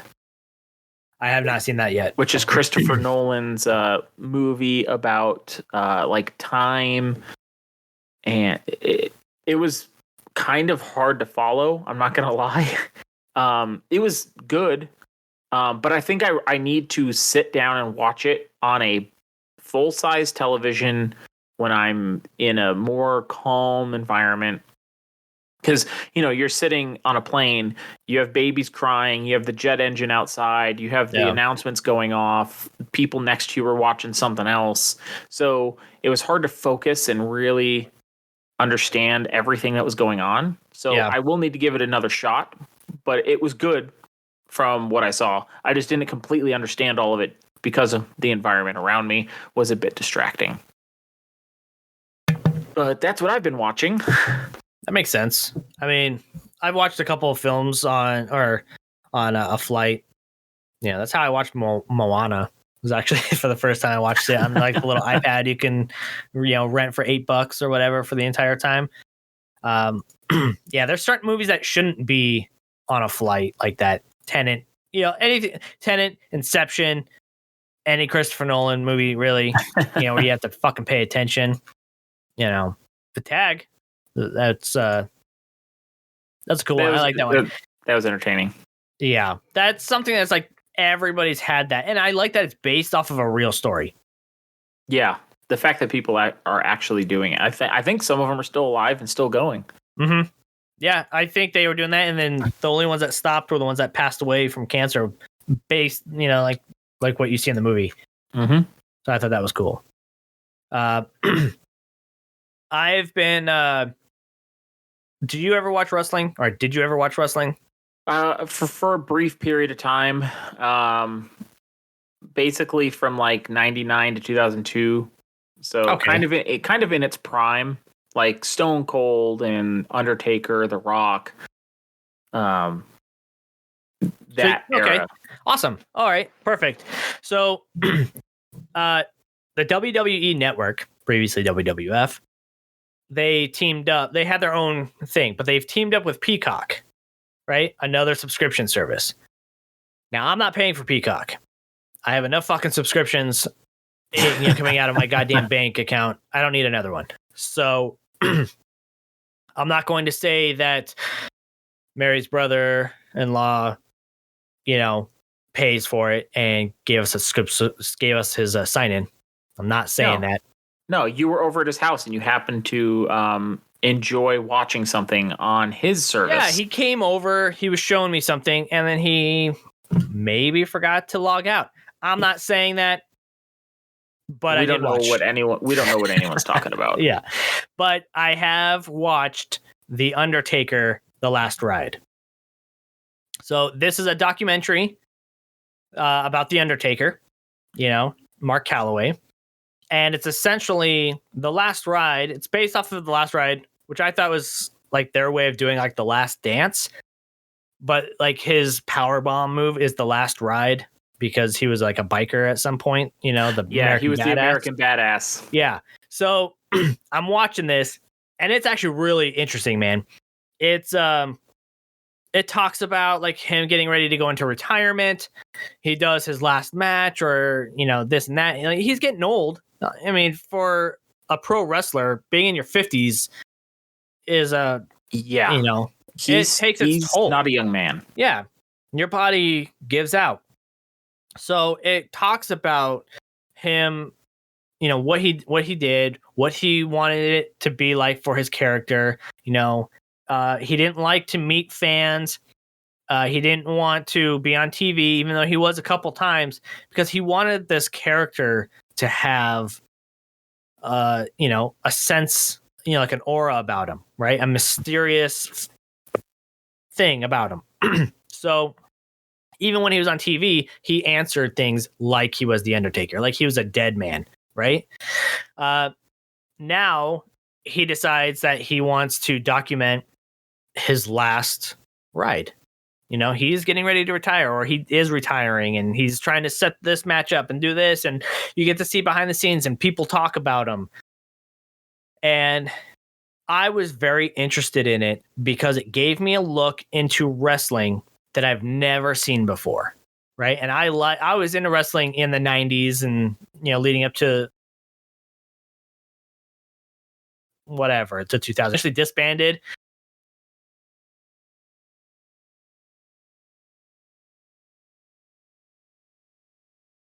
I watched WWF for a little, but I watched it is before the rebranding of WWE, So I know the character. I like the character. So I got to see this thing. And I'm watching this where like they're out there, they're doing promos where they're talking shit to each other. I'm going to wreck you.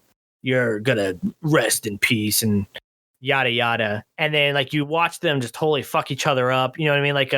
Like Mick Foley. The Hell in a Cell where he, Undertaker just totally choke slams him through the cage onto a bed of thumbtacks. And then like afterwards, like as they're leaving, and they get behind the curtain, they, people are clapping, like, applauding them for their show. They turn around, they hug each other, they thank each other for, hey, thank you for that match. Thanks for, this and thank you for that. Like, I know it's not a real thing, but it is a real thing. You know what I mean? And it was incredibly interesting to see that part. They were talking with Triple H. They talked with Vince McMahon. And you're seeing these people talk about this guy like family. And it's completely insane to see for me. Because it's like with Vince McMahon, he was the greatest showman, essentially, right? He knew how to be the announcer. He knew how to be the corporate hard ass where he was like, when I think of Vince McMahon, I'm like, man, I think about you in not fond ways. Right. Because like, I would hate to like be around you or shit like that. You know what I mean? You're like, yeah, you're a real fucking tool. And you're sitting there listening to him talk about The Undertaker. And they're like the best of friends. You know what I mean? Where like, the persona that they have in the ring is hard to separate from when you see them not in that character. Right. Because you don't see it that often. Right. So it was cool. Like there was even a scene, and this is what actually did it, sold it, for me, is like, wow, is they're sitting there talking with Vince McMahon and they're asking him questions. Right. And he's like talking, we would take a bullet for each other. This is what we wanted to do, yada, yada.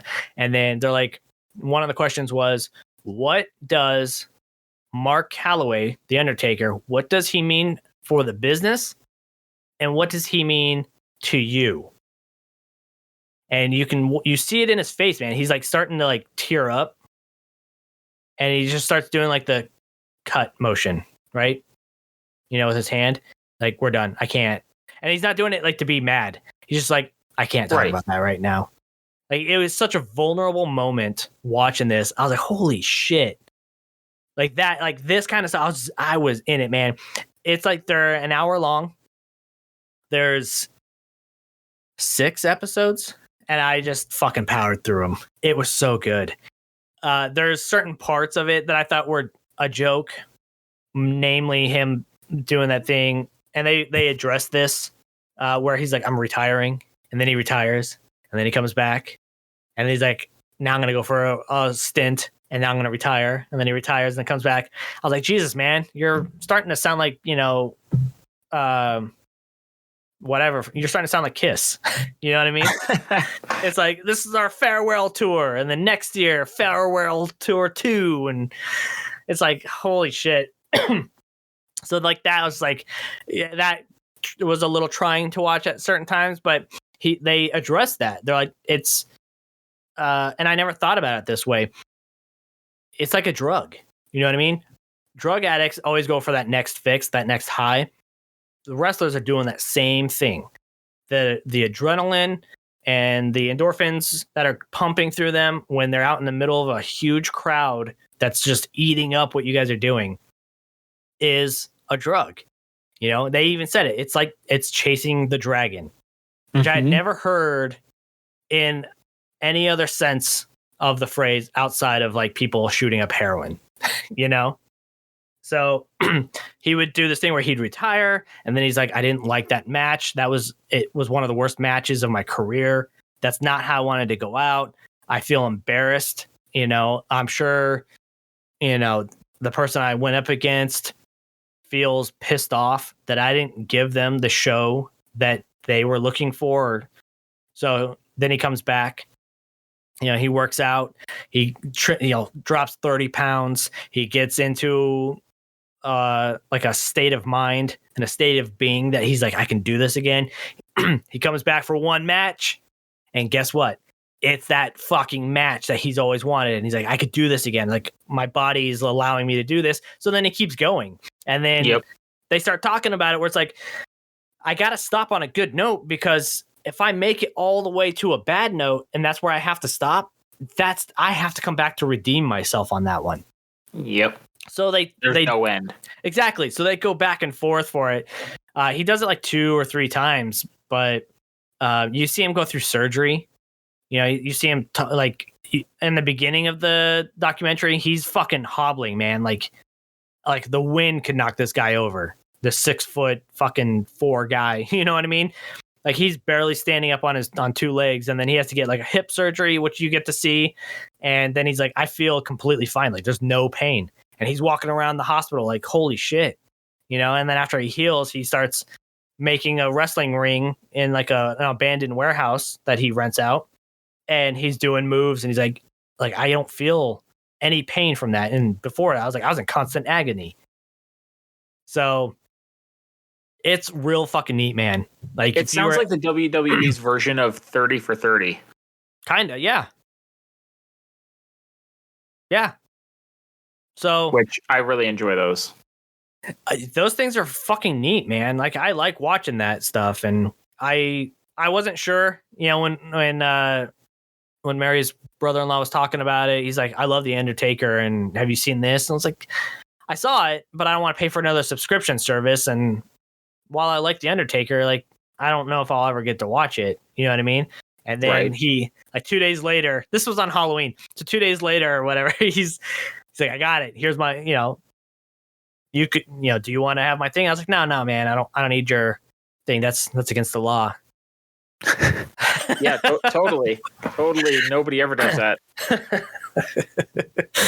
Wait, people do that? That's a thing people do? That's shocking to me. Yeah, criminals. Yeah, never. Criminals. Wow, they're so that. clever. I never would have thought of such a thing. Yeah. Stealing shit. Wow. What kind of fucking world are we living in? What time to be alive, So if you ever get a chance to see it, if, anybody comes over, You should check it out. Good to know. Yeah, Actually, I really like that a lot. So, I mean, what's happening in the news for the screen time? It's been reported that Doctor Strange 2 has started undergoing significant reshoots, quote unquote. Apparently the director, the writer, and Benedict Cumberbatch they're working 6 days a week until the end of the year to get it done, to avoid pushing the film out even farther. You know how they could have avoided that? How's that? Don't get Sam Raimi. Well, he is one of the people involved in the reshoots. So, well, they shouldn't have. I mean, I was against them being a director for this to begin with, but that's just my personal thing. Apparently, from sources, whoever that is, these are not reshoots related to rewrites. These are related to production delays from COVID, as well as actor availability issues that came up. So they're filling in the gaps now for what they weren't able to get before because of conflicting schedules. So it's nothing namely troubling about the movie. It was just how they worked around it because of the pandemic. That's what's being reported, but everything is super vague, and I don't have a good feeling about it. Like, there's just, I can't put my finger on anything specific. It's just the way it's being reported. It seems like they're trying to push that narrative of like, hey guys, everything's fine. This is all just normal stuff. Except we're going to push everybody to the breaking point to get this done. Right. And it's just like, you wouldn't need to do that unless something was at, an issue that needed to be addressed. Yeah. And I mean, okay. Because you're calling it reshoots too. You're not calling it just production. You're not even calling it reshoots. You're calling it significant reshoots. Right. That means that right there means something's wrong. Yeah, but they're not coming out with it. So it's hard to gauge exactly, person A is saying one thing, person B is saying another. Inside sources are saying, a mix of both. So I feel like something is off, but I don't know what it is. I'm not one of the people on the set. I'm not involved in the production. So that's just what's being reported. And I don't know. I don't know what to make of it for sure, but it seems fishy. Well, I guess we'll see, right? I reckon. I hope it's good. I like Doctor Strange, but I'm not a fan of Sam Raimi, so I hope he doesn't Spider-Man 3 it. Yeah, I guess we'll find out. So, did you see that? Speaking, with Marvel, Shang-Chi and the Legend of Ten Rings is now available to all Disney Plus subscribers. Ooh. For the first time. So today's the first day since the September 3rd theatrical release.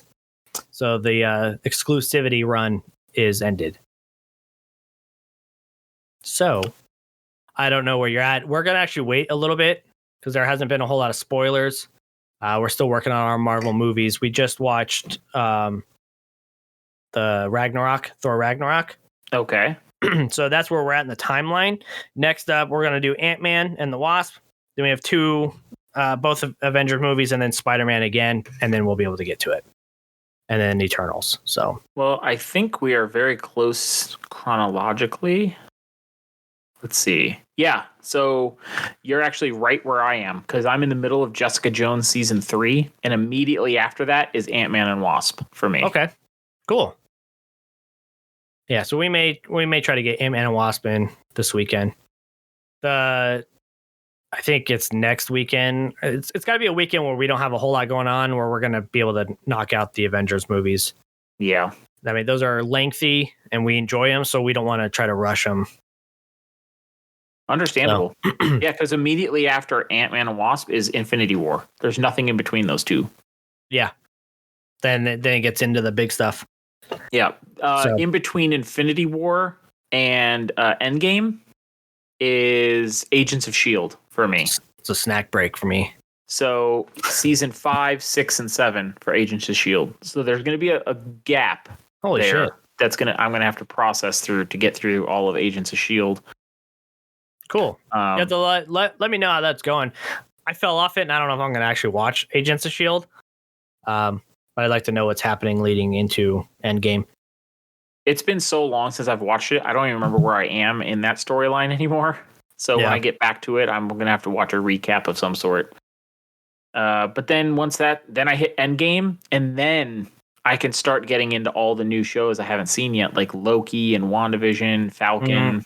Yeah, jump into Spider-Man first. Far From Home. Far From Home is listed at the end of this list that I'm working through. It's the last item. And that's before all the new stuff, right? No, it's Endgame, Loki, What If, WandaVision, although What If can be anywhere, right? Right. Falcon and Winter Soldier, Shang-Chi, Eternals, Spider-Man Far From Home. That's so weird. Like that, what? All right. I mean, let me know how that plays out. If there's anything, if it like makes sense that way. Yeah, I'll let you know. It's going to be a while till I get there anyway, so. Yeah. Aside from that, though, we saw trailers for the Book of Boba Fett. Yes, sir. Did you see that? Yep, end of December. Holy shit, man. I'm incredibly excited for this show. For sure. Like, Mandalorian was good. I liked Mandalorian, especially season 2 over season 1. Especially the end of Mandalorian season 2, where they have Boba Fett tags along. And there's that one episode that he actually helped out quite a bit. I was like, that's how you fucking do a Mandalorian show. That's how you do Boba Fett, right? So I'm excited to see how they're going to do this show. You know what I mean? Like, it looks good. And you know what I will say? I am happy to see you excited about a Star Wars property again. yeah, fucking finally, right? It's not a movie. Not one of the, Jesus, man. Because they're doing the TV shows properly. Or at least more often than they're doing the movies now. I'm telling you, man, you should watch Rogue One. Yeah, I might do that after the Disney or the Marvel run. Because I have a bunch of TV shows coming out soon. Like the last season of Lost in Space and all that. But the Book of Boba Fett is going to be neat, and we'll keep up with that so people don't fucking spoil it for us. But I'm excited to see how they're going to treat this character. I hope they treat him like they should have treated Mandalorian.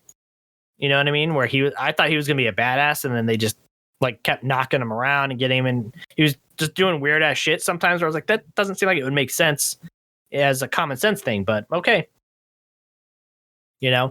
I'm curious to see how he's going to try to wrangle in the underground, the seedy underground of Tatooine. Yeah, it's going to be good. I'm looking forward to it. And then Morbius. I will say that I was surprised how much I liked that trailer. I think they have a decent selection with Jared Leto. Leto? Is it Leto or Leto? Leto. Jared Leto. I know there were some questions about his portrayal of Joker. But I think that was more of a writing and directing issue rather than his acting. Right. So everything else I've ever seen him in has been pretty damn good. Yeah. So I'm looking. I think it has a ton of potential, and I think he'll do well in it, given his history of performance. I think this movie will be better than Venom. I think just based on the trailers, if you look at the first trailers for both, I think this is a grand slam compared to Venom's first one. Venom didn't get me excited. This one did. Yeah, I still haven't seen either of them. I haven't seen the new one, but that's gonna be on your list eventually. Oh yeah, it's on there somewhere. Morbius, it was cool because if you look at the trailer, we don't know where it falls in which universe, right? When Morbius is walking down the street, you see a poster of Spider-Man and it says murderer on there. And a lot of people are alluding that to, Far From Home, because Spider-Man was outed as the one that murdered Mysterio or something like that, right? Right. But if you look at the suit, that is Tobey Maguire's Spider-Man. It's got the silver web on the suit. Okay. Then you see him talking to Toomes, who was the Vulture in the MCU Spider-Man, which is Sony and MCU. Right. So you have two of them, and it depends on where it happens, right? Because if this is happening after the next Spider-Man movie, No Way Home, that could explain why everything's combined into one, because Spider-Man and Doctor Strange are going to fuck up the universe again, as did some other characters that have that ability. Sure. So what I find odd is this list that I'm working off of for chronological order. They have a list of upcoming movies and TV shows. Morbius is not on this list. So they may not have updated it yet. Possibly, but they're usually really good about updating it. Yeah. So they might update it as soon as more information is given. Like this trailer gave us a lot, but a lot of non-connecting things. So we don't know where it's going to fall in. He references Venom, so that's clearly in the same universe as that, potentially. I don't know. Right. You know what I mean?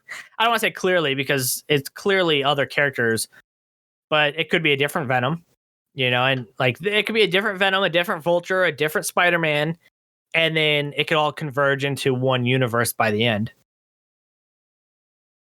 So it's exciting. I guess we'll just have to wait and see. Oh, fuck, what a time, What a time to be alive. What a time to be alive. But that's it, man. That's all that we got for screen time. So let's wrap this shit up. Let's get this next segment done. Q&A with DNA. Q&A with DNA. All right then. Would you like to? Oh wait, 3 weeks ago, we decided that I would be reading first from now on. That way, you don't try to close the show before I read your question. So, yeah. Do you consider yourself mentally or physically tougher, and why? I consider myself physically tougher. In the sense that I know how to take a beating. That's not to say that I'm very tough either. That's just to say I think I could take a beating physically more than I can mentally. I think once, you get into my head, unfortunately, I can rattle shit around for a long time and it starts to damage things on the outside as well. But, between stress and depression and all that other shit, I think if it all combines into Captain Planet, it really, anxiety, depression. Yeah, exactly. It's like all that shit, man. So, I'm not the strongest person. I'm overweight a little bit and, I have ulcers. So physically tougher is stretching it quite a bit, but I would say I'm physically tougher than mentally. Fair enough. Right. So, what do you got for me, Mr. Singleton? Yes, sir. Which language would you like to speak fluently? Oh. Well, I feel like living in Arizona, the obvious answer would be Spanish. Right. Not Mexican, Spanish. Just so I can hear about all the shit they talk that I have no idea what they're saying otherwise. Right. It's also just generally useful, especially living where we live. But at the same time, I feel like Chinese would be helpful because there's way more people that speak Chinese than Spanish. Yeah. I don't know. I feel like Spanish is my answer, but I feel like it's a cop out answer because it's such the obvious one. Yeah, but like you said, if we lived up in, the northern part of America, it would probably be French that you would choose, I mean, like if I lived in Sweden, it'd probably be like Norwegian, right? Right. So yeah. I mean, realistically, if I didn't want to take the cop-out answer, it'd probably be Latin because that's the root for Romance languages.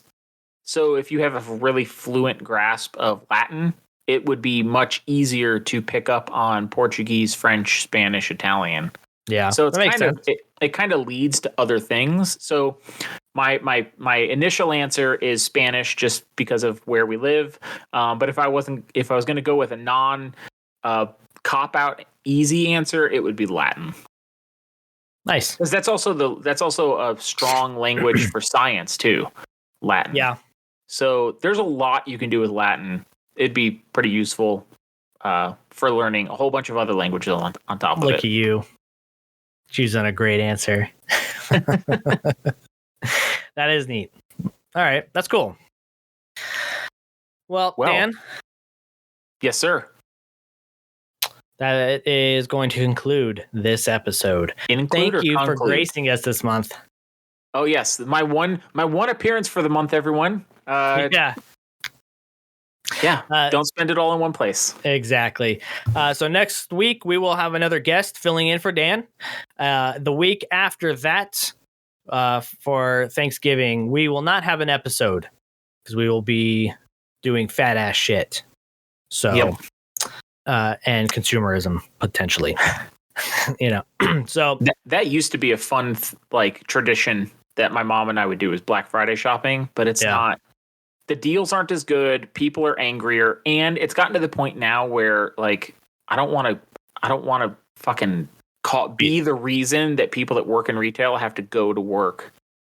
Yeah. So it's kind of gone by the wayside. But online, I have no problem with that. Yeah. You'll ship it out Monday. Yeah.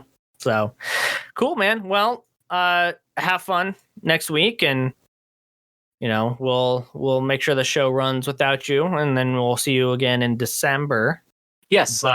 Thank you in advance to our upcoming guest, Randall. So thank you, Randall, for covering for next week, and I hope everybody, including you, Andy, has a great Thanksgiving, and we'll see you in December. Likewise. So, ladies and gentlemen, this has been Jabberbox episode 21. If there's anything that we talked about that you are excited about, reach out to us over on patreon.com/dandydigital. If you have no bucks to toss our way, that is just Dandy with us. Until next time, I'll talk to you later. Love you all.